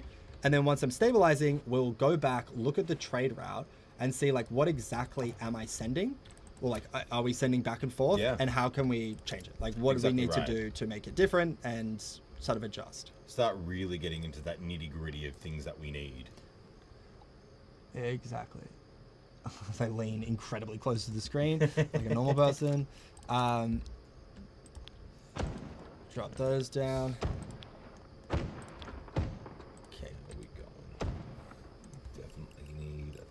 Couple of more houses and I'll start to stabilize a bit better. I mean, this is the to and fro of the game, where it's like you push, you expand, you have a little bit of like, oh, I don't have all the resources, I'm a little bit overwhelmed, there's too much going on, and then, you know, you stabilize, and then you go, great, and then I can push again, and I can push again, and, you know, I can expand, and I can start to, like, acquire more resources and things like that. Yeah, 100%, and that's the beauty of it, like, it's really kind of got that push-pull, like, you know, you expand your people, then you need more resources, you start expanding out in your resources, and then like those unemployed people start to sort of dwindle down. Like, look at you now, like your happiness is almost doubled since we last looked at it. So, you know, my population is at a booming 88. Yes. Well, starting to boom. We start to, you know, these farms are coming online. We can go to jobs. I actually have 26 unemployed people, which is perfect because that's about what I'm going to need for the different structures. So we don't have any fermenters, so we're not making any cider ourselves. And I kind of got a district down there. And to be honest, with the amount of cider I have, like, I've got it to spare. Got it to spare. So I probably don't need to, but we're going to need fermenters because I'm not producing any wheat. Yeah. And that's one of the reasons we expand to this suburb. So we need wheat because we need beer. We need beer. And that is going to be important for unlocking our second type of person, which is a laborer compared to a farmer, right? And we're not going to want laborers in this town for a while, I would say. No. It's not really going to be a priority. So we're going to want to send that wheat back to, you know, town number 1 where George is managing and everything. And those fermenters can become breweries and start to make beer. But that means we're going to drop our cider production. So us getting our cider production individually up means that they can focus on having a balance between beer and cider in the province number 1. And I can focus on making sure sort of I'm staying at a good level. And, you know, I'm only at 4 cider, so I certainly don't even have enough at the moment. You know, so I'm definitely going to need that. And that's what I'm going to build. I'm going to get some ciders and I'm going to get my what's it called? I'm also going to get some clothing up online as well. So I'm going to drop 2 there, and then I'm going to drop 1 there, and I'll go back over here. I'm being a bit conservative about everything, and I'm probably going to expand to have a 3rd suburb down there. But as you can see, we're starting to expand, and you know, things are stabilizing. The happiness, 92. We were just at 89 population before. We're now at 120. Yeah, like it jumps dramatically. Yeah, like, once you start getting those needs covered. Yeah. So that's why it's always good to make sure you're stabilizing beforehand, and then you really undergo the big expansion. Yeah, which is great because, you know, now I have 42 unemployed, and I can just start cranking farms, right? And I'm going to focus on getting the sort of production up that I need, which is going to be fermenters, which is going to be apples and stuff like that. But at the same time, you know, it's really going to be wheat. It's going to be wheat. And this is going to be, you know, because this is a province that can do wheat, we wanted to do wheat because not every province can do wheat. I can't make any wheat. Oh my God, personal life coming into this now. I apologize. No, please don't. It's all part of the fun. Great. So yeah. And, you know, this is why we talk about the trifecta a lot, because as we can see, I'm going to build another suburb down here. So I'm going to do stockpile. I'm going to do food stores. Yeah.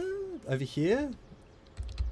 And then, yep. And then we're going to do the well, and we're going to just fill this little area with farms. That's just gonna be farms. And I could do some houses in the future, but, you know, we'll see. So I'm going to put this one over here because, I mean, it's a bit awkward because we probably need a well here. Do you need wells for farms? No, you just need food stores? No, you just, depending on what kind of farm it is. So some require food stores, some require just stockpiles. Gotcha. So, for example, like your hemp and flax farms only need to be near a stockpile. Yep. Whereas your apples and your wheat need to be around a food store. But the other thing to remember is a food store needs a stockpile, whereas a stockpile doesn't need anything else. So you can kind of plan out your farms in very interesting ways for that regard. Like you could just have purely a stockpile in the middle of nowhere in your province, and then before you know it, you've got like it's just surrounded in wheat. Yeah, 100%. You know, sorry, not wheat, hemp. Yeah. And then you'll have one that's a stockpile and a food store, and you'll surround that with wheat. Definitely. Am I gonna sacrifice these? Am I gonna sacrifice this here? Yeah, sure, whatever. I'm gonna get rid of that iron. It's not a huge deal. We do have quite a bit. Great. So I think this is gonna basically be online. Everything should be online. I could probably start getting planks here as well. That's gonna be for the future. Not super important right now, but we can build that at this moment. Yeah, that's fine. Let's put that there. And sweet. Let's make sure that we have outfitters. Yep, everybody's fulfilling their job. So if we go up to our outfitter up here, we'll see that... Oh, we need hemp. No, we have hemp. Okay, well, you know, that's just the resource cost. Should be producing. So we need a couple more hemp farms, perhaps. This is a hemp farm, so we're about to get a lot more hemp. Yeah. And, you know, we're just kind of fixing things so they're nice and clean. Get this mine, put 6 people in the mine, and we have unemployed, so we can get a bunch of people in the quarry, right? We dropped these down early on, back when we were like, oh, we kind of need the employees elsewhere, but we can crank all this stuff up now. And I think the thing to do is, now that this is, maybe we wait a second to see how it balances out, but after we do that, we can start to go like, okay, how do we reorient the trade route? Yes. And that would be the next question. So as you can see, I now have 4 unemployed. So I basically had 40, built a bunch of farms, built a bunch of resources, powered them out. And now, you know, we have a lot of people like basically doing stuff. And, you know, the farms are going to take a little bit of time to produce yields, but that should happen pretty soon, right? It's going to come in and they're slowly making moves on that. And, you know, same thing with the firewood. We're going to start to see the firewood crank up. We're going to see them getting their clothes, and their happiness is going to increase. Yep, cool. Everybody's got everything that they need, and it's going to become more and more true. Awesome. Yes. And with that, I'm then going to be incredibly aggressive and not stabilize at all and build more houses. Okay, I'm kind of doing the same thing, to be honest with you. Yeah. I'm just like, do I need more houses? Not as many as I think, but it'll be helpful. Yeah. Definitely. Not quite even here. That's all right. I mean, that's the ad hoc system for you in full effect. It's never going to be sort of perfecto. That's the thing, like, at the moment, I'm now at a point, it's like, okay, well, I want to expand some more. So, you know, need to get more houses so I can, you know, get more production up for my hemp farms. It was like, now that the hemp farms have, what do we got there? It's 3, 6, and 8 people in them. You know, it really starts to kind of go, okay, well, I'm at 200 people. I've got 0 unemployed. If I want to start expanding more on apples and hemp and other things, to then have more clothing come through and more cider come through, I really need to sort of start growing that population a bit more again. Yeah, absolutely. So I guess I think everything's kind of online for me, which is good. Or it should be coming on soon. So let's go back and talk about the trade route, and let's talk about like, what do you need and what do I need and how can we help each other? Yes. So yeah, this will kind of just grow and people will fill out. So let's go back over here and, oh, farmhouse is on fire. Okay, let's actually check that out real quick. Is that me or is that you? Let's have a... It's me. It's you, okay. Great, wonderful. You love to see it. And let's not look at that, and let's make sure these roads are connected. I feel like one of us has to be on fire at any point, right? Yeah. Really spice it up a little bit. Luckily, it's near wells, and you can see the people are running over and doing stuff and patching it up and everything, so it's not a huge deal. What do I need? I need firewood, and I need hemp clothing. My hemp's coming online. My clothing's a little bit off. The outfitters are cooking. I could probably get a second one. But let's, like I said, okay, so I need firewood, I need cider, and I need clothing. Those are the 3 things I need. And I have sort of set up to get those online, which is going fine. I also have a completely full iron storage, which I have not been sending back. Yeah. So let's go to this trade, or let's go back to this province and see what province number 1 has in abundance. Well, everything. You've done an excellent job. You're a better player than I am. Yeah, but my happiness, I'm still not happy where that is. I've got to, you know, bump those numbers 82. a bit more. Oh, what a chump.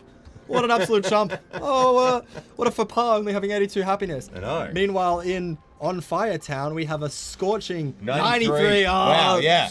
Like, tell me about it, right? Not over there. Don't look at that guy. Don't look at that one guy. What's he not happy with? No firewood. No, grumble.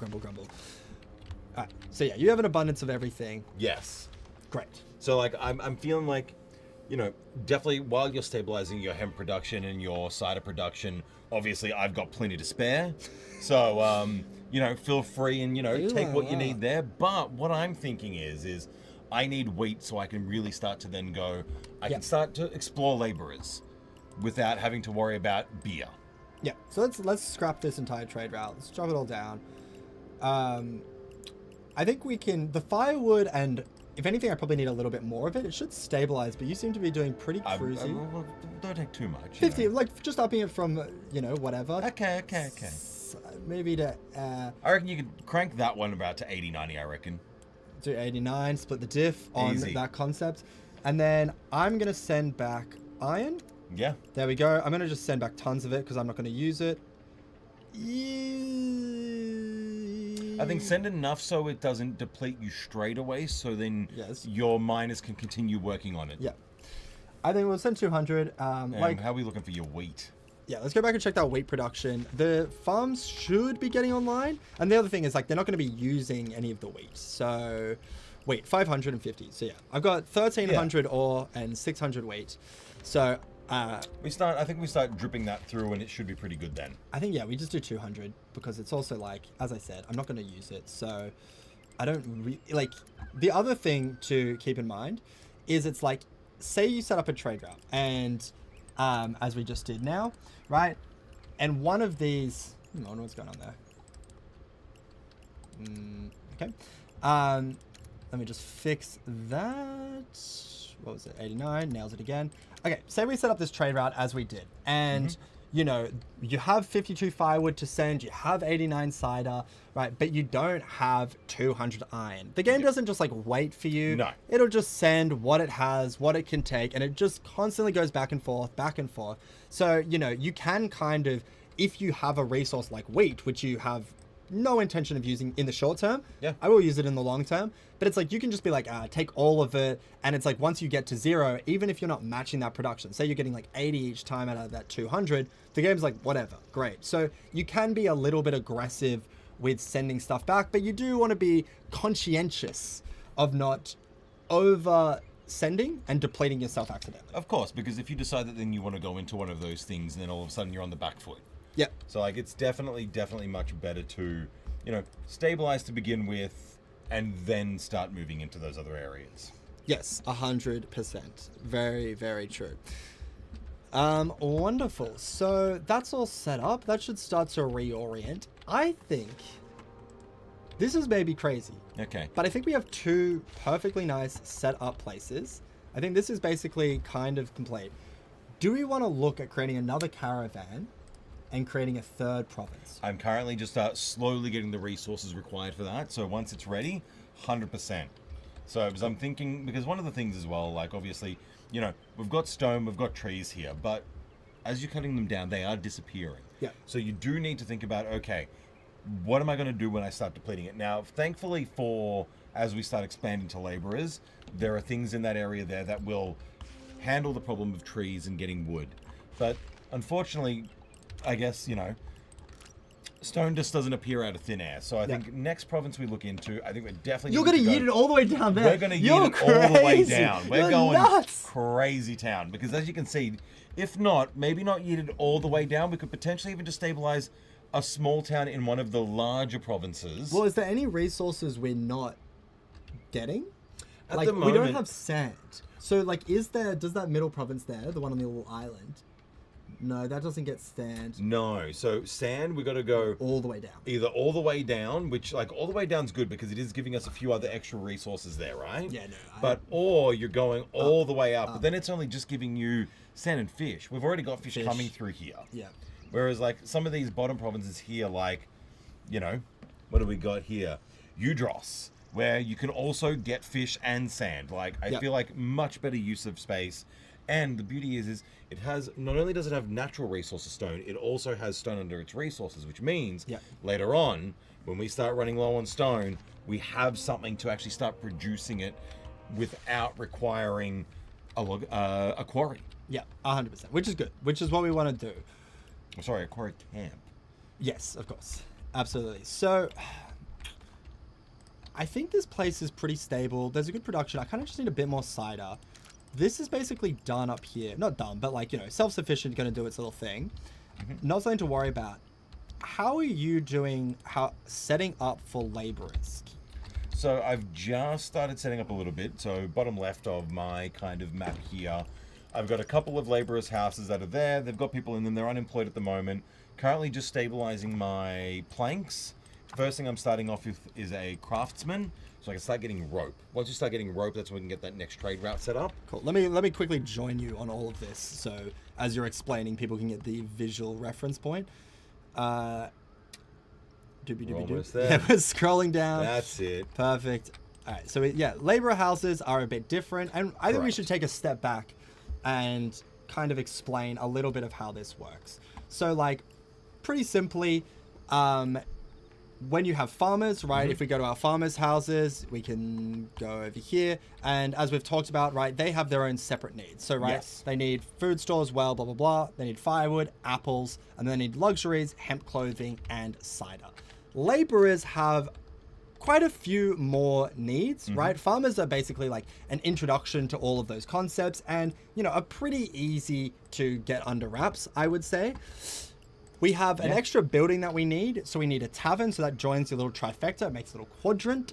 And then we also have firewood, which we need more of. But then we need laborers' meals and fish. And later we're going to need iron tools and hemp clothing and furniture and beer. So we're going to need like quite a lot more stuff. Yes. And, laborers do have the advantage of they can create a bunch of buildings which are like really max out your production, really let you start expanding, but at the same time are a lot harder to maintain. So this is also why we're not sprinting into getting laborers. No, definitely we're not. Slowly building there. And the thing is as well, like we're at this point in time, like as you can see, right, with your laborers, like one of the things you do need is fish.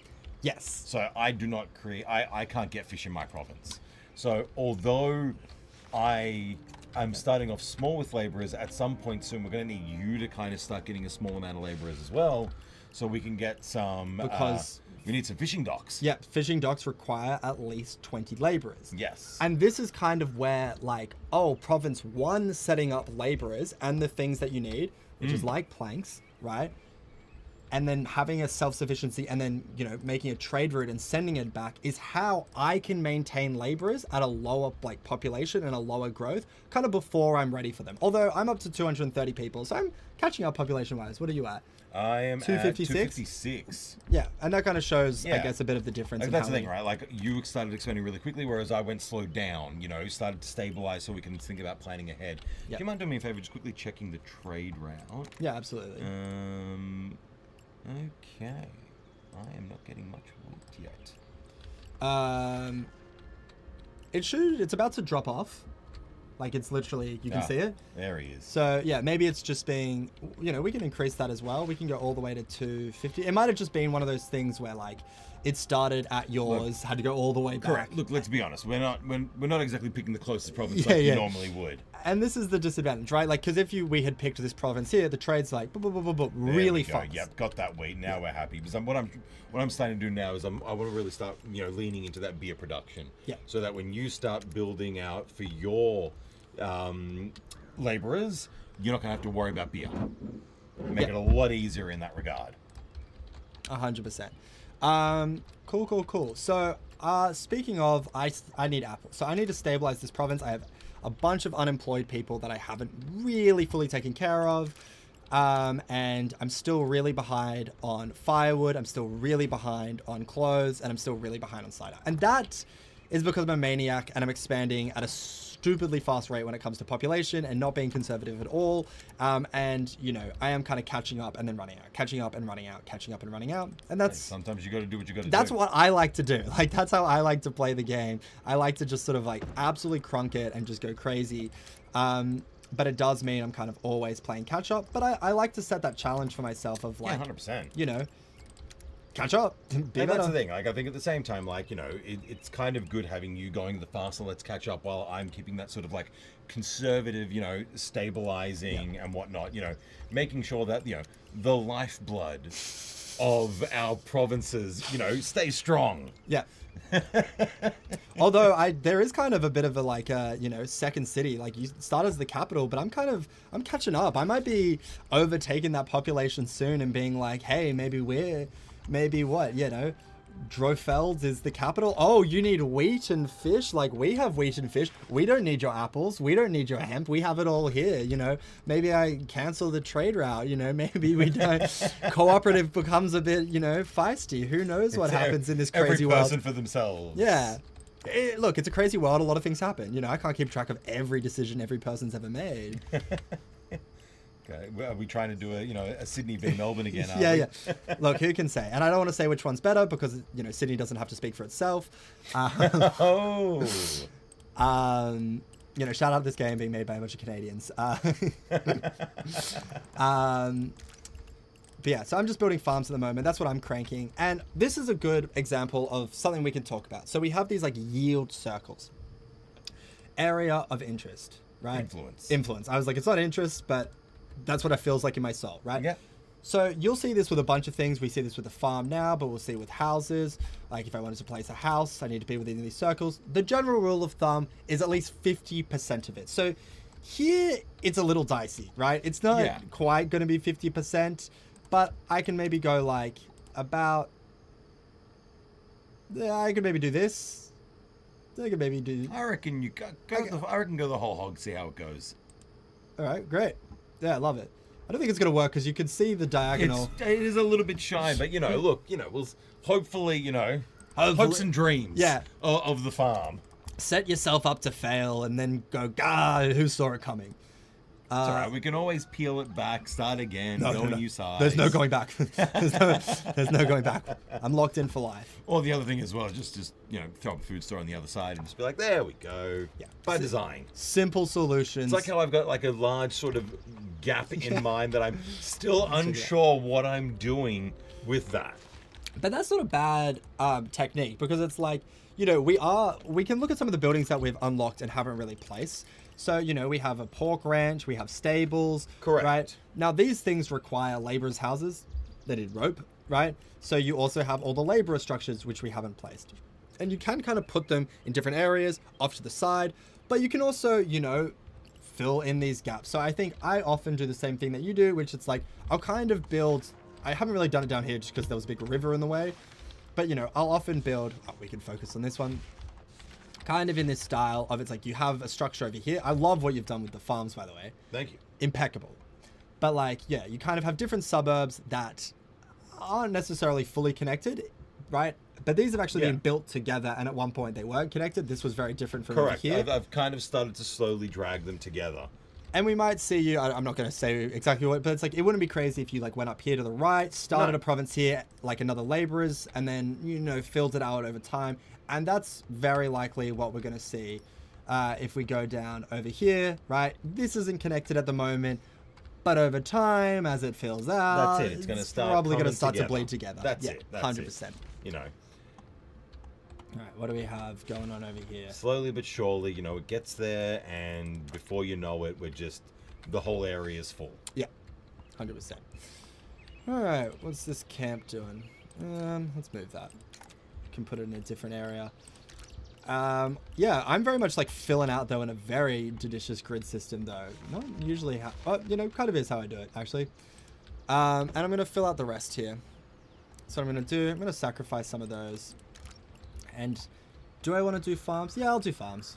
I'll just keep cranking farms. What goods do I need? I need just so many apples.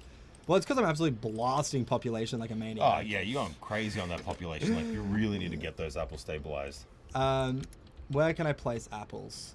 It's not just that one province. Where can I place them? There we go. There we go. Ooh, you know what? I'm going to build out over here. I'm going to put down a storage. I'm going to put down a food stores. And I'm just going to crank apple production. Going to go out here. Gonna put down storage there. Gonna put down food stores, and I'm actually gonna try to stabilize. I've like been cranking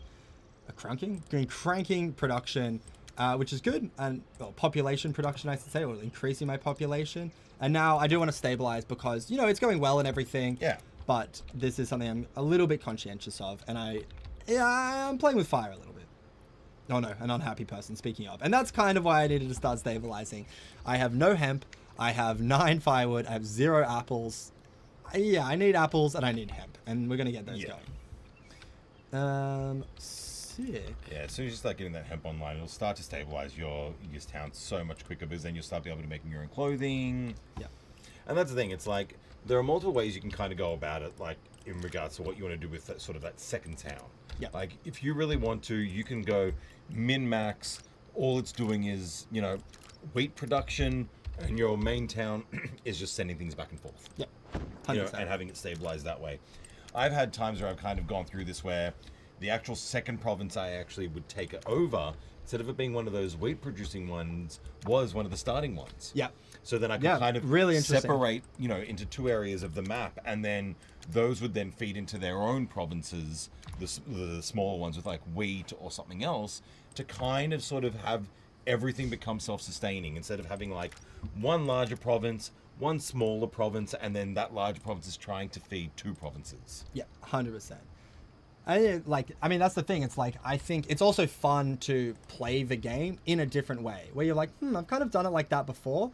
Well, what's a different way I can approach this? What's something new? 100%. You know, whether it's like you pick a different starting province, which is going to sort of force a different set of challenges on you, or you just sort of like self-assign, like, you know what, I'm going to pick my second province to be a second starting province, and I'm going to see what then the challenges are that come up because of that. Yeah.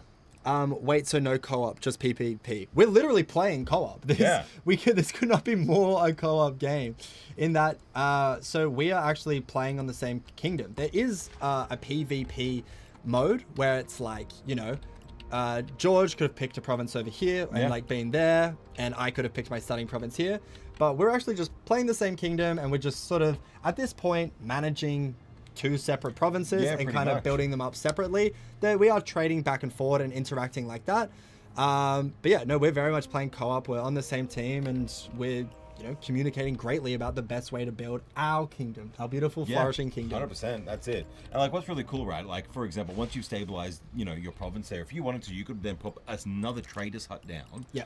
And then establish another province. Yeah, I can start independently growing if I would like, and I could be like, hey, these are the resources I need. Maybe I go and like populate a starting province. And I take that over because that's maybe fulfills needs I have, and you maybe look to the coast or yeet down all the way to bottom and start to be more aggressive with gathering resources from there. Could even like go cross map and start taking over the left side.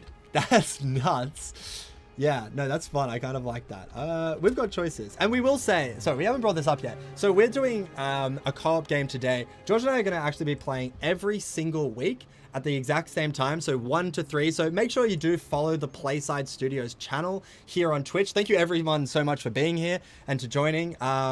We are going to be playing this game each week, continuing this campaign. So if you are keen to see what this game looks like much deeper on a much deeper level, we're going to be doing that. Very exciting. But yeah, here at PlayStation Studios, we make a lot of games. Thrive is one of them that we've been deeply involved with. And, it's the launch of Thrive Early Access today. We could do a pitch. Like, let's do the whole, selling of the game. That's why we're here. So if you are keen to play this game, definitely check it out. It did just get released. It's super fun. You can play this game in single player, which kind of will look a lot of like what we're doing now. You can play it in multiplayer with up to 4 people where you can ally or go against each other, go to war. Or you can play co-op, which is exactly what we're doing, where you and a friend or up to 4 friends can sort of jump on the same team and build a kingdom together. So there's a lot of different options. All of them are really fun.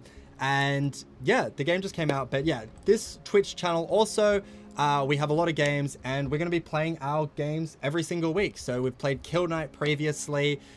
We have a big release for Age of Darkness coming up soon. So in about a month, we're going to be playing that a lot. But if you're keen for, getting more insight from the devs, we have a producer here. I'm the community and social manager here. When we play some of the other games, we'll get engineers, we'll get artists, we'll get designers to come in and talk about the games, and give you a bit of the inside scoop on our own games. And, here at Playside, we love games. We love our own games, and I think it's really fun to get to play them. So if you're interested in that sort of style of content, follow the channel, and we're going to be here every week at the same time.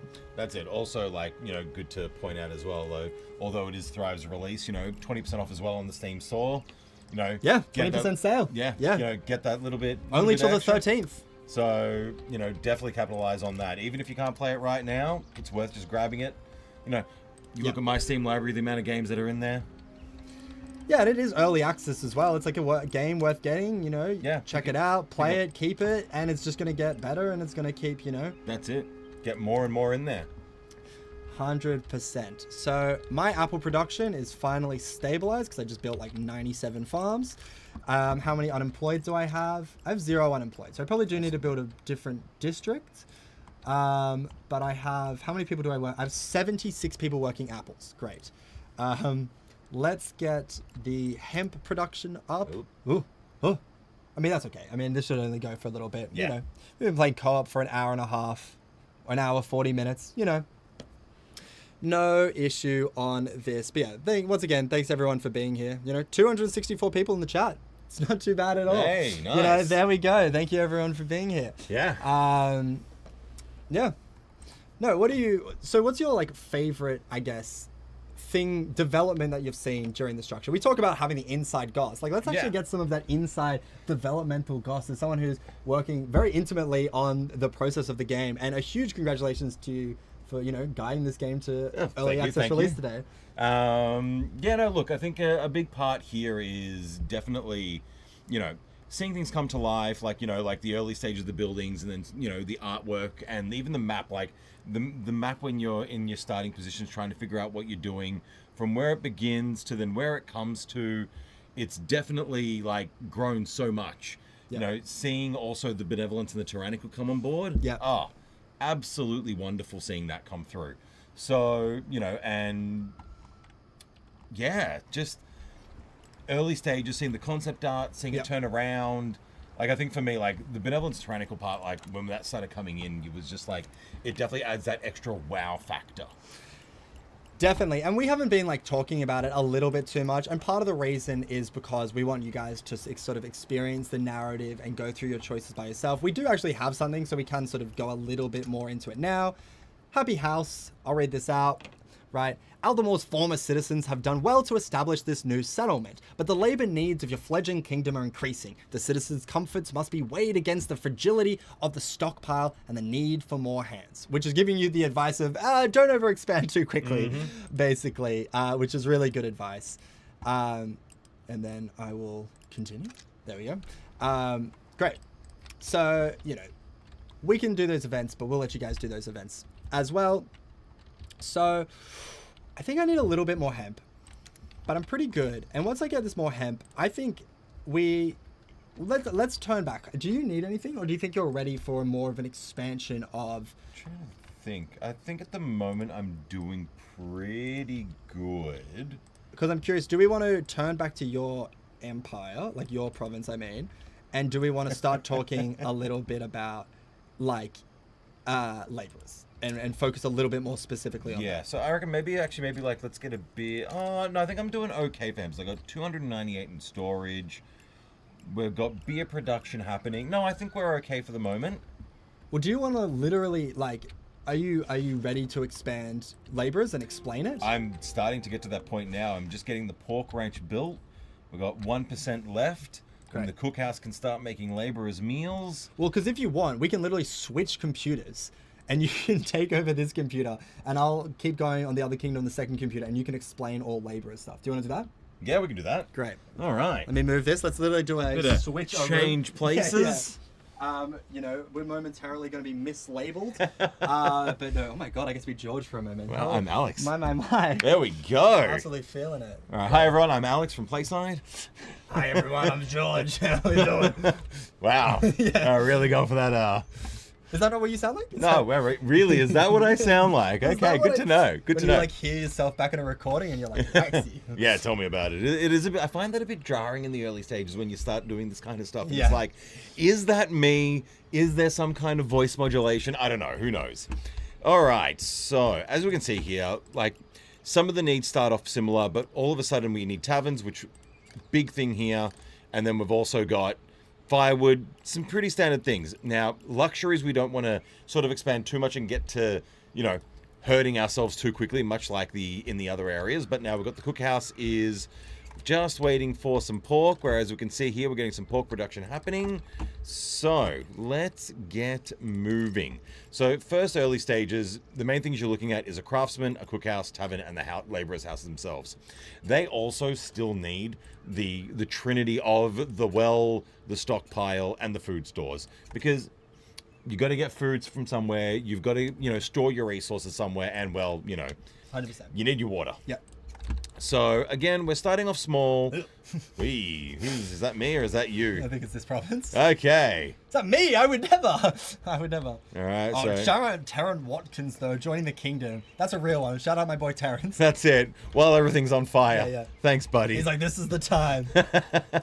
So what we'll do is we'll start building out a few more houses again. Now, I've sort of started going by a bit more of a different tactic.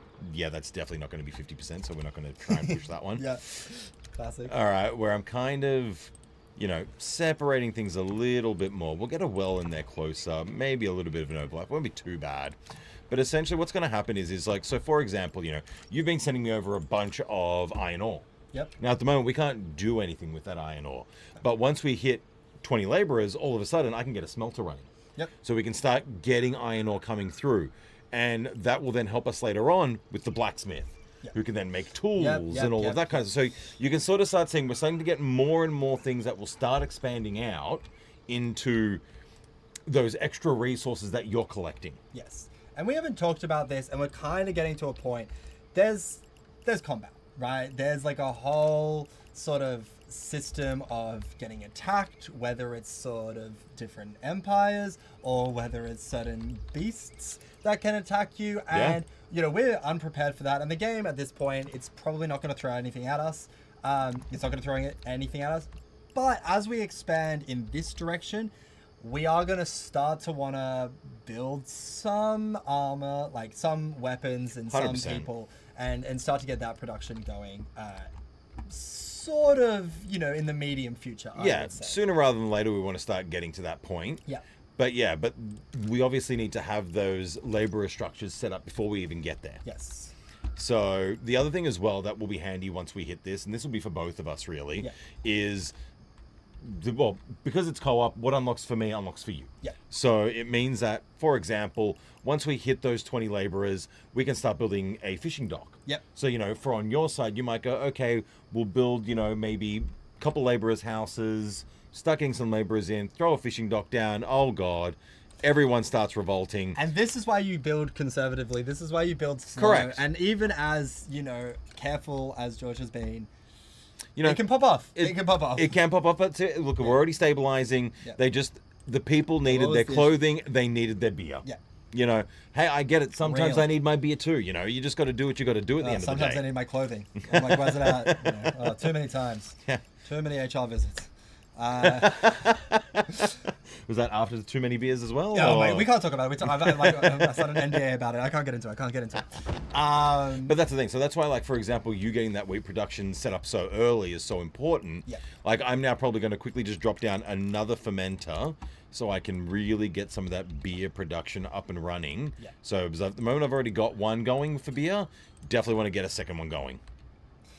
Yeah, 100%. Right, and we can build more, or we can start to convert our previous one. So if we have a lot of cider, which we do, in the temporary. Yeah, for example, okay, I'm gonna go on. Go over here. You can see that we can have for beer, or we can actually have for flue cure. Now we can't really do flue cure yet because we haven't got any herbs, but eventually we will get a province where we can start getting herbs. I think can you get herbs yet? I don't think you can, actually. Do I have a herb province?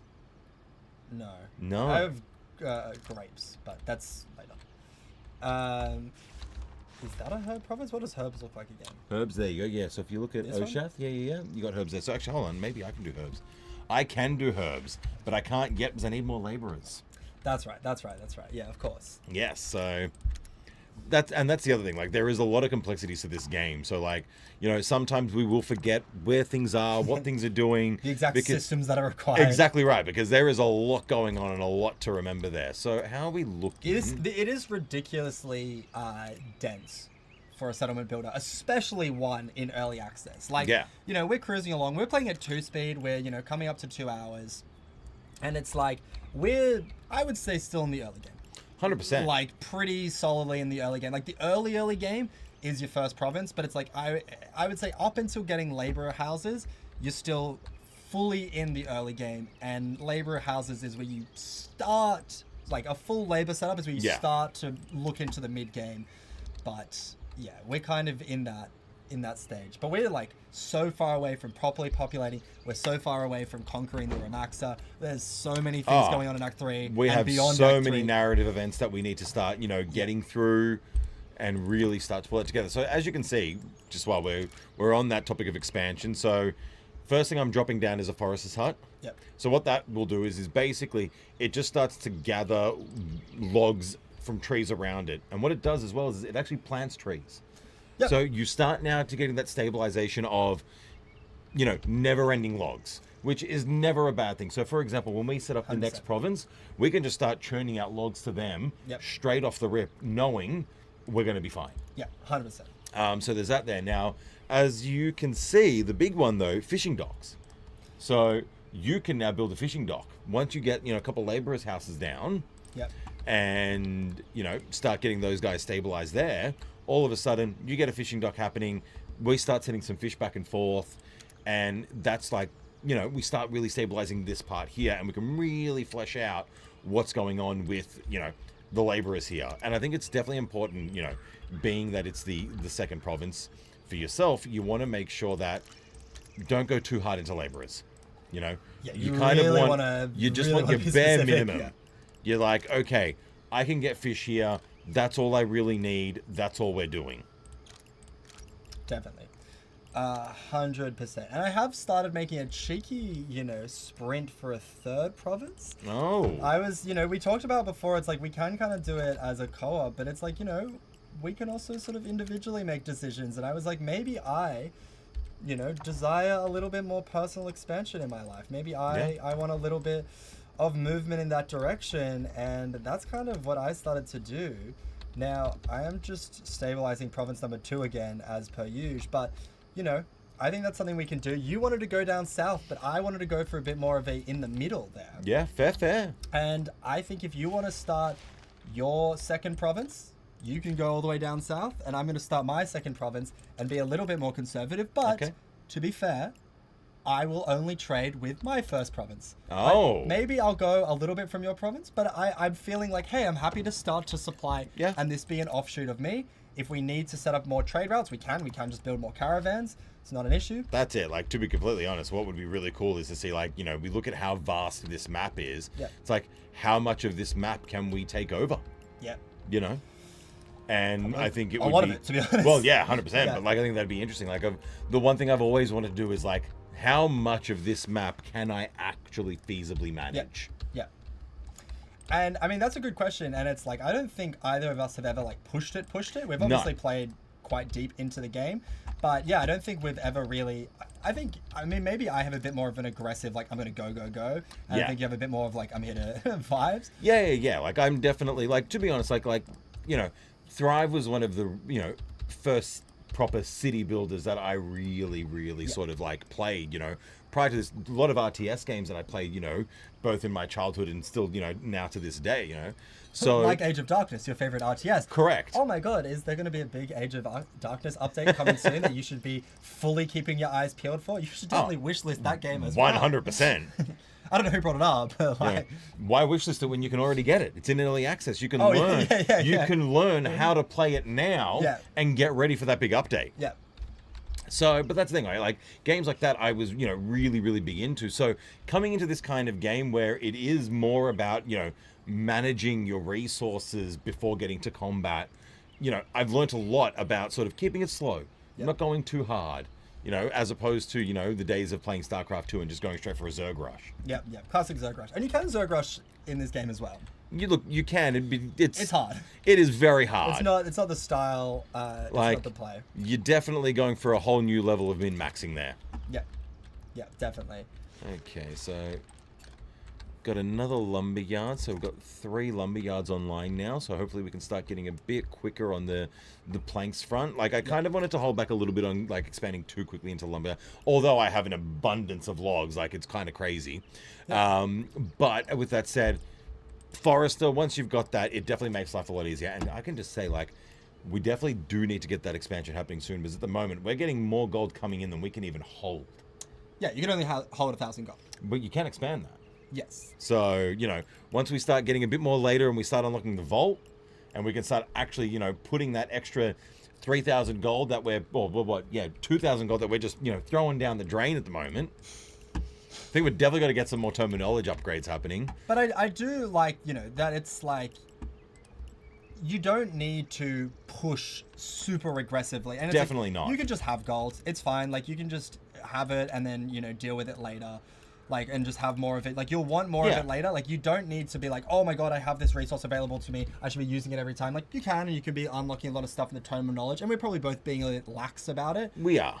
But, you know, it's okay to have an excess, because, you know, you have an excess for now, but in the future you might not. Exactly right. You know, but like, talking about being lax, I'm actually going to go for an upgrade that actually gives me a higher chance of fire. So we're going the opposite of lax right now, and here's hoping that the but we have firehouses. We do have firehouses. Like, at the moment we've got most of this area covered by firehouses. A little bit of it isn't. Definitely need to build a firehouse where my laborers town is, because otherwise they are not going to be in a good place. So let's get that there so we can really cover that off. Really make sure we sort that out. But yeah, we're now starting to finally, you know, get that planks coming through. Really start expanding on these structures here. What have we got there? We've got laborers' meals coming through. How's the happiness looking? Definitely are starting to run low on firewood. And this actually goes back to a point that we kind of covered earlier on. Like, we've got quite a number of wood choppers. You know, what is it? If I bring up the jobs list here, Let's have a quick squiz. Wood choppers in this province. You know, we've got, what's that, 1, 2, 3, 4. We've got 5 wood choppers currently. And now we're starting to hit a wall again on wood choppers because all of a sudden we're going into laborers. Laborers require more firewood, and they can also store more firewood. So we definitely want to make sure that we're not eating too much into what we need for our farmers and keeping that stabilized there as well. Yeah, 100%. You know, we need to be very conscientious about like what both groups need and like how we expand and everything like that. You know, you don't want to overcommit by any means. No, definitely as not. I am looking at a bunch of angry faces and a bunch of storage icons that are like, what are you doing, bro? Literally giving me the like, what is this? Like, think about your actions icons. But, you know, that's how I like to play. Hey, these things happen, right? Push hard, fix later, which is exactly how I'm going to do this. We'll all get there eventually. Yeah. Meanwhile, I just come in and I start stealing resources via trade route, which I actually am unironically going to do. So I'm going to go back to my province over here, and I'm going to see what I have an abundance of. Okay. I need... oh my god, Jesus Christ. Wow. So... I think you need to start building firehouses. Yeah, I need to start building firehouses. I need planks, though. So if you want to come look at my province over here, yes, or province number 2, then we can also show how... what to do when you lose a bunch of buildings. Yes, so... and how to remedy that. Obviously, some of the options. Some of these buildings had the unfortunate case of the fires. Yeah. So we can click on. We've got 1 or 2 options here. We can either clear the rubble completely, get rid of it, and as you can see, it tells you that it was destroyed by fire, or we can just repair them. Now, obviously, much cheaper to repair. Yeah. Because otherwise, you're going to be spending a lot more building them back out again. Unless, you know, you want to, you know, take that chance to remodel. Maybe you don't want to repair them. But how could you real model perfection? I thank you. I don't know who in chat asked that. I don't know, you know, who said that, but I really appreciate you coming in with me right there. So true, so wise. Yeah, real wise there. Unsure where maybe they were talking about my province. You know, the one that hasn't had. This is our province. It's a co-op game. Wow. You know, that hasn't had the unfortunate case of the fires. You've had fires? How dare you? Hey, at least I haven't lost half my town. It was like 45% max. Max. So as you can see, like, we just go back through, they start building again, you'll see the resources start coming in, yeah, and they start doing what they need to do. Yeah. So, but what I'm actually going to do is, now you said you need planks, right? I think I have 128 planks. So I actually, over here, I did place 2 plank builders, because we do have a lot of logs here. So I'm actually kind of going back, seeing what I need, and I'm going to set up. I basically just need hemp clothing and I need firewood. So I'm going to build a couple of wood shops, going to build some planks, and I'm going to build some outfitters, and then I should kind of be back on track with this place on being like full resources everywhere. Yeah, a little bit iffy on rough stone, but that's not the worst thing in the world. You'll get that stabilization when you start sort of getting that expansion going. 100%. But look, if you need some plank quick, let me know. I can always get you some planks. I think I should be okay. I need 15 rope though. Oh, well, I can send you rope. If we want to do a little bit of a trade of rope, if we want to fix someone had a fire. Well, oh no, we don't talk about that. Yeah. Well, here's what I was thinking, actually. So just to sort of show something different, right? Because you're not going deep into laborers, you probably don't need a lot of rope all the time. No. So instead, what I'm going to do is I'm going to actually load in the second caravan that I built. Yep, nice. And instead of creating a trade route, I'm going to click one of these empty caravan storages, and I'm just going to put some rope in it. Yep. So, like, I've got 30 rope at the moment. I've got rope production happening. I'm just going to give you the full 30. Do you want to send some clothes as well? Because that's something I need. Yeah, let's get you some clothes. I am getting my production up. And then do you have spare firewood? Yeah, can I get a bit of firewood and clothes? Okay, cool. I kind of need a one-time influx before I Easy. All right, well, let's give you about... I reckon I can afford 200 clothing. And firewood, I'll give you about 150. So there we go. Is there anything else you might need? How are you going for, like, apples and everything else? I think everything else is fine. Okay, cool. Easy. So now that that's done, we just basically bring that out. We've got those in there. And essentially, I'm going to come over to your province. As you can see, caravan is still selected. Where is that trader's hut? And we're just going to load that in there. As you can see, the caravan is starting to move. And that will just go load it up into your trader's hut and just empty it out. And then you'll just have those resources. So sometimes, like, you know, if I still have I'm just gonna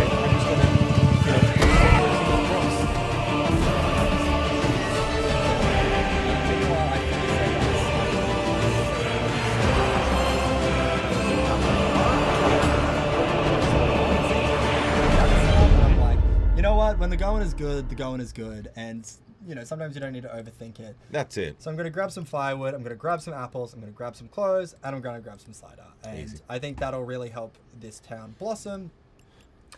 Well, while you're getting that ready, I'm actually just going to do a quick save so we can make sure we can come back to this next time. Because it has hit that magical time. Well, we could go for another half an hour while we have, you know, whatever, 250 viewers. Yeah, sure. Should we do that? And do then... you want to... What's up? Get your... I don't know. You're the one in the... It's this computer. Let's switch back. Yes, let's switch back. Okay, unless that's... Okay. Wonder what happened. Let's go to OBS real quick. Let's go into the intro video. I think you might have accidentally pressed the hotkey. Oh, it goes. That's why. I started to do the beginning stream video. I keep forgetting. My bad. I should have noticed faster. I didn't notice at all. So I guess that was happening for a while. That's on me. But what a fun. Should we switch back chairs? We'll switch back chairs. You can go back to your province, and I'll go back to mine. Yeah, we'll do an extra sneak half an hour. Hey. Surprise for the people. Yeah, a little bit of extra bonus content. Even deeper. What's going on here? You're looking at this like new... do you want to finish setting up that trade route? Oh, yes. What did you want for the... And then cider. You want some cider? Yeah, let's just do 50 cider. 50 cider? We can do 50 cider. I feel lost. What am I looking at? I'm not going to press any more numpad numbers. Well, you can because it's not set up on that keyboard. That's its own keyboard. You're safe. And now that I'm back on Province 1, I mean, I could have been the whole time, but I am feeling... is that for Briarfeld, by the way? Easy. Yeah, 100%. And there should be a spare caravan. Yeah, there we go. Cool. And except, there we go, that trade route is underway. Cool. Yeah, really gotta remember those hotkeys. Yep, 100%. They're dangerous. They can come out of nowhere. Let me just quickly move this as well. Sorry about that, everyone. You know.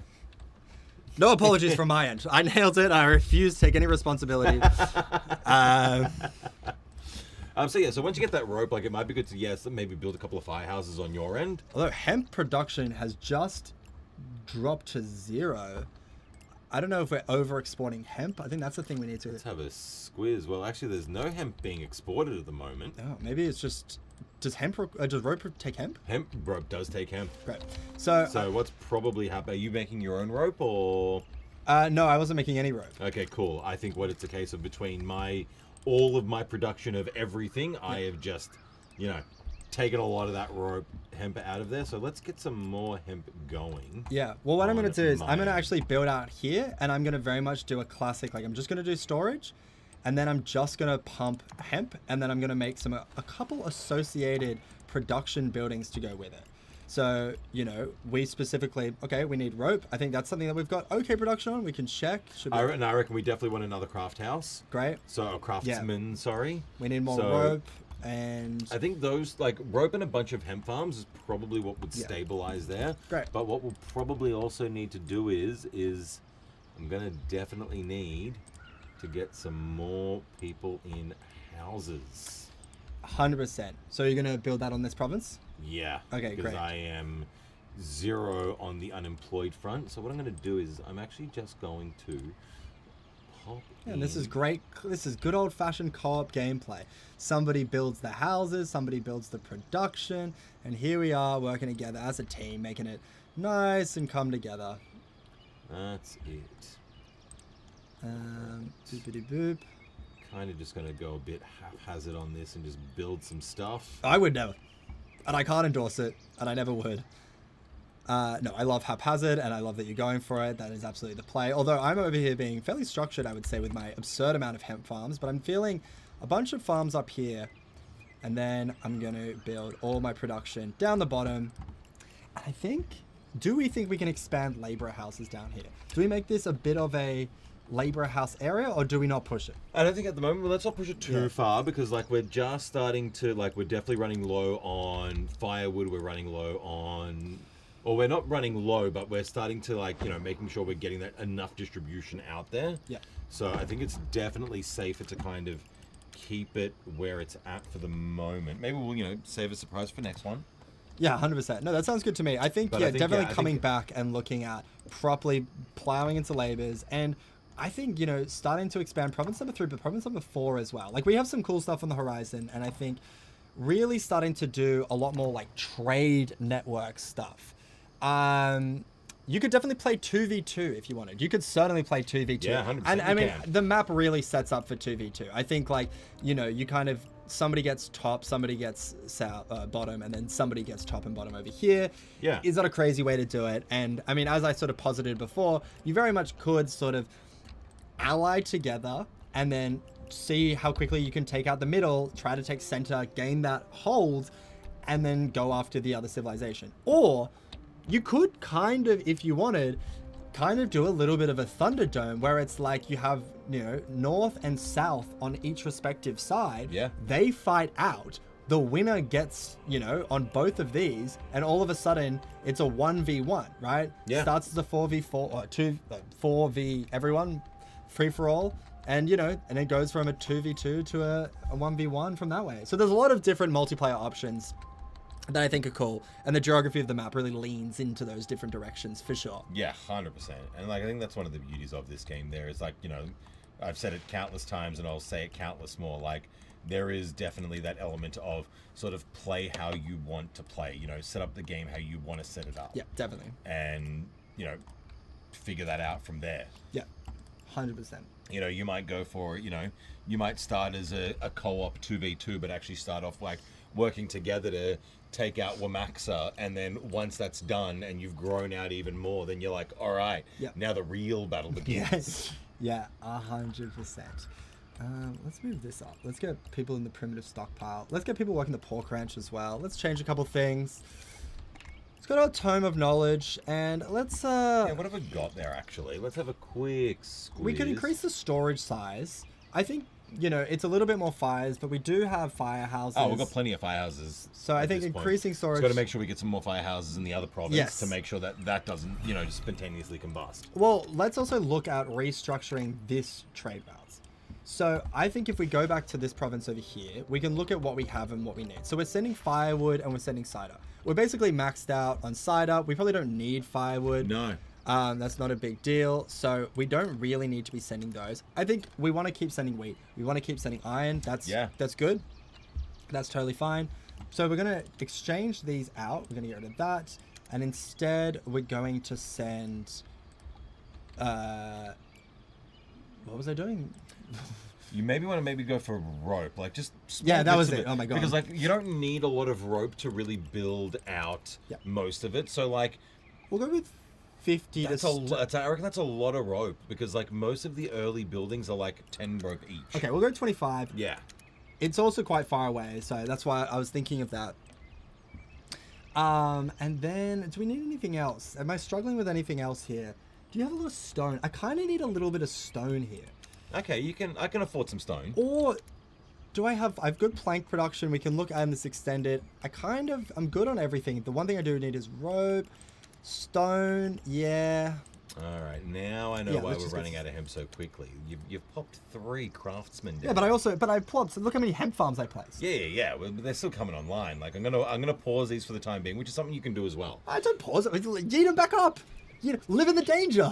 Fine. Because it starts eating into my hemp clothing. Yeah. How would you like it if I came and just started messing with your economy?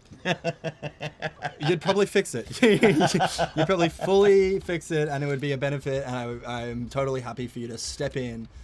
But yeah, I think what I might do first is like let the hemp sort of start to stabilize and really come up first. But as you can see, like we've got high yields coming through these hemp farms. Yeah. But yeah, once we start getting those, then I reckon we can start sorting out the rest. What I'm also going to do, this trade route? I am going to pop you up here. Can you just check your trade tabs real quick?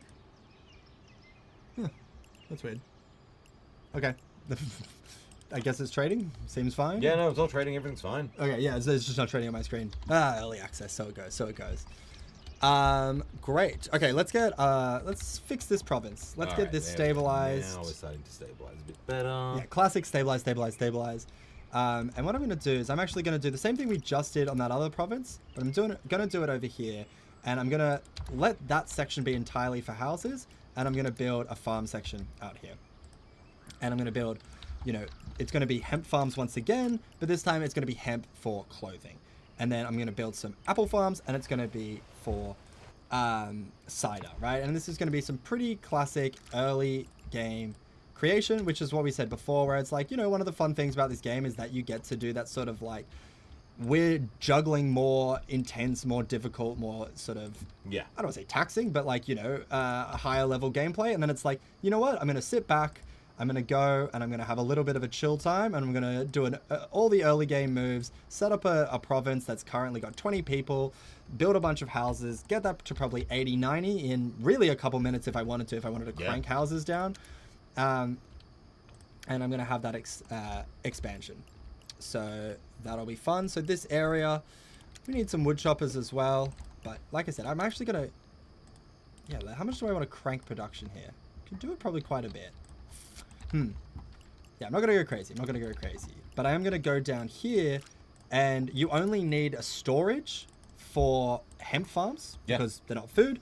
But I do want apples as well. So they're going to need food stores and primitive storage. So I'm going to have this sort of second area over here, and that is going to cater to those. So this area up here, we can have, an outfitters going with it, just like that. And we'll put a third one here. So all those farms should be pretty much self-sufficient along with those outfitters. And then I'm going to do the exact same thing with apple farms or orchards. And then I'm going to make a bunch of apple farms and put fermenters down. And we'll have a little self-sufficient area down here, which will be fun. Nice. Great. Farms. There we go. The area of influence wasn't quite up yet, but it is now. Zone in. There we go. Cool. And then we'll do one more, and then we'll just build a bunch of houses in this area. And I'm going to absolutely crank population increase. I'm going to get it flying up. Are you going to go huge again? No, not huge, but I'm probably going to push it to about 120. Okay. I think pretty quickly is going to be my goal. Nice. Okay, we're going to need to drop some wells. That's what we need for there. Alright, this production's now starting to crank real well. Nice. I think, you know what, we're going to need another pork ranch, I think, just to be safe. Another pork ranch? We're going to go a second pork ranch, so then that way, once we start to really push out laborers a lot more, we can definitely make sure we have enough meals coming through for them. Yeah. Sounds good to me. Because they do be hungry. Yeah, and we're very much, how many laborers do we have at the moment? 36. So, as I said, I'm going to go from about 20 population to, 120, really over the space of, It really doesn't take long. It doesn't take long. It's probably going to take 5 minutes, maybe. Correct. And, if I want to, which I do. But for laborers, it's we're being so much more deliberate with it. And that's kind of because of needs. But the setup, it is going to do that sort of slingshot where it's I just put a bunch of hemp farms and I put a bunch of apple farms down. I put fermenters down. Well, I can put fermenters down now. And, and then we can go from 20 to about 120 very fast. Mm-hmm. It is that slingshot that you can do. It's good to set up and then go, set up and then go. And that's very much the strategy we're going to employ. But before we do that, we just need to reorient our workers. We need people working the well. We have about 1 million people working storage, which we do not need. And once we get everything going good in that regard, it's going to start to really move upwards. Yes, definitely. There we go. Cool. All right. Getting a flax mill down as well, so we can start making some flax oil. Yep. Have you started going into any laborers yet on your side? I have not. I think, stabilize. We'll go back and check in a sec, because this is going to, after I put everything down here, Populations should start rolling in, and then I can sort of just let that grow and let it do its thing. So I think everything should be set up for here. We just kind of need population to start coming in. Should happen in a sec. But yeah, let's go check province number 2. Let's see if everything is set up. And oh, I actually need stone in this province. Ooh, I think that's maybe because I built a bunch of Oh yeah, you may have actually built over your stone. Oh no, I think it's because I built a bunch of fire making stuff, and because we've got the like extra extra fire maker, like it requires stone to fire make. My wood production, my stone production is no longer self-sufficient. Not the biggest thing in the world by any means, but you know, it's something to be aware of, something to keep in mind. Oh, definitely. But that's okay. And, you know, I could even do something. I could set up like a trade route from, you know, my 3rd province, which doesn't really... Ooh, stockpile bonus. Great. 3rd province, which, you know, has stone, but doesn't really need a ton of it. I could start to look into that as an option. I have options, but we're definitely going to need to start to send more stone to that province in some capacity at some point. But for the time being, this province needs help. You know what? That's fine. I trust that it'll fix itself. It's going to be my approach there. Can we see trade routes? Yeah, should be coming in. All right. Do you want to actually switch back to this computer and then sort of explain where you're at with laborers? Yeah, definitely. Well, you're setting up trade routes. What are you setting? No, I'm just sort of fixing one of the trade routes. Oh, great. Perfect. Yes. But yeah, so give me 1 second. Let me just do something quickly. And let's go back here. Let's make sure everything is good in this province. Actually, let's go into the Tome of Knowledge, and I'm going to pick something else. So we can... Ooh. We also have the choice here. We can go tier 3. Tier 3, and it's like, you know, tier 3 will give us a bunch of extra expertise that we can unlock, and a lot of them are very good, and the difficulty, not difficulty, but the sort of trade-off about them is that they cost a lot more money. But because we are absolutely stacked with cash ATM... Oh, I love that you... Oh, where's the keep at? Is it south? Where's the keep? I don't even remember. Keep in the other province. Oh, I'm not even in the right province. Oh, that's why I don't remember. Yeah, so there'll be a bunch of like really expensive things, but you know, that's fine because that's something we have in absolute spades. So, you know, we can see the keep. Check it out. Great. And that's upgrading. And that's very good. So that's one of the things we can do, because we do actually want to start spending our money a lot more. And, yes, you know, one of the things that you need money for that we haven't really mentioned too much is that laborer buildings basically all need money. So when you start to place a lot of them, like that's when you'll start to go like, oh, damn, like that's where my money's going, like 75, 250 for a cookhouse, 175, right? Like this is where a lot of your like money goes and where you can spend a lot of it. And you know, when we start to get to those buildings as well, but you know, same thing with like an armory and when we start to get a military online. So you know, at the moment we have like really high production compared to you know, our money spent, but we're gonna be turning the corner on that relatively soon, I would say. Great. I mean, everything is going pretty good. Yeah, it's quite smooth at the moment. Except this province, which is really struggling, and I'm not 100% sure why. Needs firewood? Did I not make a wood chopper? Maybe. Maybe that's the issue. I mean, that can often happen with me. I find is it's like I usually forget one of the main things. I often forget food stores, like a fool. I'll often forget wood shops. It happens to the best of us. Yeah. It does look like that's exactly what I've done. I'll upgrade the storage while I'm here. Why not? We have the resources. Cool. So once those are here, that should be back online. And then we'll actually be cooking with gas in this province, which is very exciting. Okay. So I actually edited the trade route a little bit as well. Wonderful. So what's actually happening now is you've, in your second province there, you kind of, where are we at the old, what is it? The Drofeld, however you want to go with it there. The beauty is for that one, like it's got a decent amount of firewood production already. You know, you've got cider completely under wraps. Yep. So I'm like, okay, well, I don't need to send you that anymore. Yep. So I'm actually going to be sending you 100 stone every time now as well to kind of help stabilize that stone. Yep. While I'm still taking that wheat and iron ore. Perfect. Yeah. And that's a really good trade. And it's like, updating your trade routes as you go and keeping that sort of economy sort of being, and you can tell if we zoom out, we can see the little trade routes passing each other.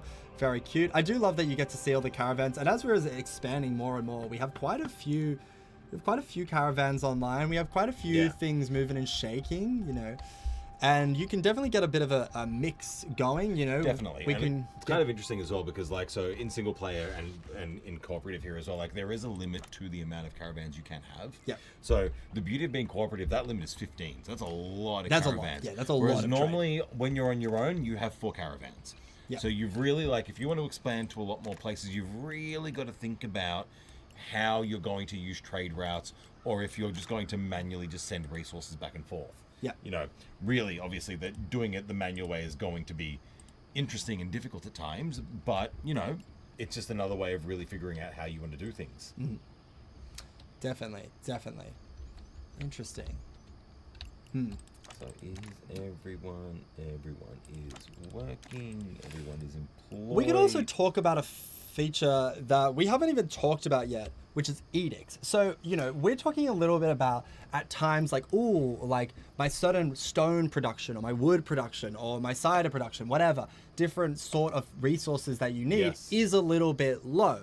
And you can spend money on, and as we've been saying, we have quite a lot of money. You can spend money on edicts, which will give temporary boosts in some areas. And once again, just like everything in this game, that is a boost, is a little bit of a drawback. But this is something you can look into if you're like, ugh, I really need people to work more, right? I just need to increase my productivity. You can start to crank that. Or if you really need to sort of get more food production, you can crank that. And that's maybe something we can look into. Something to look into, for example, let's say firewood. Let's say you get a bit strapped for firewood. Yeah. It's all right, well, you can pick the cold shoulders edict there for the residential, and sure, it consumes 50% less firewood, but we're okay, right? Because we're a good amount of level of happiness. Yeah. But all of a sudden, it's going to decrease happiness by 5. Now, that decrease will all of a sudden, that's going to be across the board. Yeah. So, that can be quite hurtful depending on where your happiness level is at. So there's definitely that level that you've got to remember. So there is that juggle, but that's part of the fun, right? Yeah, and I think you can't just have everything, handed to you. I think, we are doing pretty good on happiness. I think that's kind of something we could probably take. So I'm going to do increase production from farm plots. Yep. But farmers lose 5 happiness due to workload. And I think that's fine because the other thing as well, for example, we're gonna lock it in. Done. That's in. And that does go for both of us, which is actually, it's a kingdom-wide. It is something that we have to, make that decision together. But for example, right, my farmer's happiness right before you did that was at 100. So I'm only down to 95 now. Yeah. So that's not too bad. Huge. Not bad at all. Huge, yeah.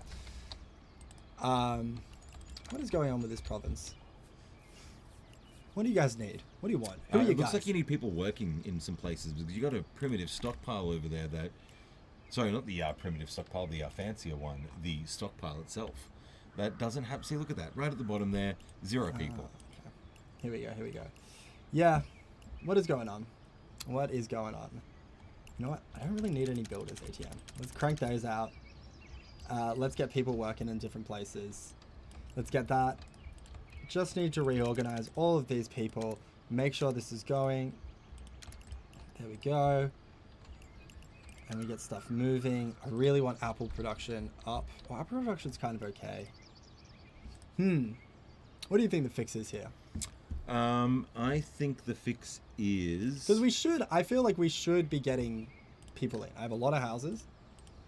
Yes. The problem is so in those primitive stockpiles where you don't have anyone, that means there's no firewood getting delivered currently. Gotcha. Yes. So because there's no firewood getting delivered, people aren't as happy. Therefore, what will essentially be, you're not going to have more people sort of populating those houses. Yeah. Out of curiosity, though, at your other province, do you have any unemployed people? Maybe. Let's check. Let's check our province number 2. I have 45 unemployed. You have 45 unemployed. So what you could do, right? Yeah. All right, here's what we're going to do. So I'll get you to... Do you want to jump back on this computer No, and do no, it? I'll get you to do it. I'll get you to do it. I'm So learning. grab a caravan. Yeah. Build a caravan. Yeah, okay, great. We're going to build a caravan. We'll put it near the trader's hut. We don't need to make it moons away by any means. All right, once that caravan builds, I want you to load it straight in. Once... got a bit of a backlog here. We've got some caravans that are one waiting for the other. Yep, great. All right, we're just going to move that caravan along. I mean, is there empty, unused caravans? No, I think they're all being used at the moment. Yeah, they are. They're just kind of doing their thing. All right, great. We get to see this built. Right.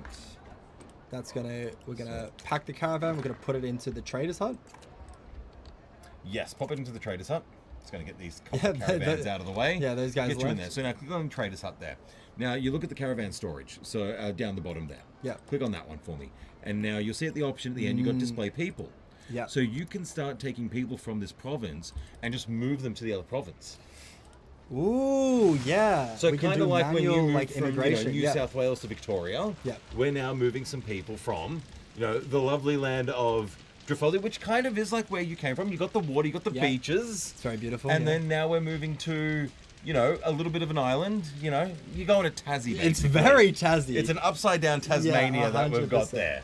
So... Yeah, but this is sick, right? I have 50 unemployed people. I have a place that like desperately needs workers. This place is also on fire, so good time to hightail out. And yeah, we can move them. Quick question. How do I do it? I'm clicking on them. So you start clicking, so you can see the yellow border around it. Oh, of course. So you can load a maximum of 10 people. You're going to have to do a couple tricks. There? I guess that's 10. So click confirm. I'm going to get it confirmed. Okay, they're going to load in. Now you still got 41 people, so realistically, you can load in 40 people. Great. We're going to load in 40 people, and we're going to really move them to this new province, because we do want that province to expand, and, it's set up to blossom, right? Everything has been sort of put in to make sure that we have all the farms set, we have all the manufacturing set, the fermenters and the outfitters to make clothes, but we just don't have the people, and they're kind of not able to grow because, they're having a little bit of a sook, because they're like, wow, we need people to work this. And it's like, all right, well, let's go get some people from, this place that has now only 15 unemployed. And when they stack in, we're going to be able to send them across. We're going to be able to, really get the nation expanding, our kingdom growing. Exactly. Although one person has joined, natural. Yeah, so that's the thing. 13 farmers just joined. As you sort of start taking people away, those houses will then backfill. Yeah. So you're never going to have a problem of not having enough people in that regard. Yeah. So, and that's the beauty of doing a lot of this kind of stuff, is all of a sudden, well, you can kickstart a province very quickly. Yes. Like, they might be a little bit unhappy to begin with, because obviously there are certain needs that aren't going to be met instantly. Yep. But what will happen is so many of these things will just get filled up with people that there you are. So like if you open the jobs tab for the moment on your screen here. Yeah. So what do we got? Like there's quite a few jobs that need to be filled. There's tons. So, let's say I would have been crazy. Let's say you bring these 40 people across, right? And then all of a sudden it's still not enough people. Well, you can just go back and grab a bunch more people. Yeah, definitely. Which I'm excited to do. I'm excited for these guys to get into the mix. They should be here soon-ish. Yeah, they're on the way.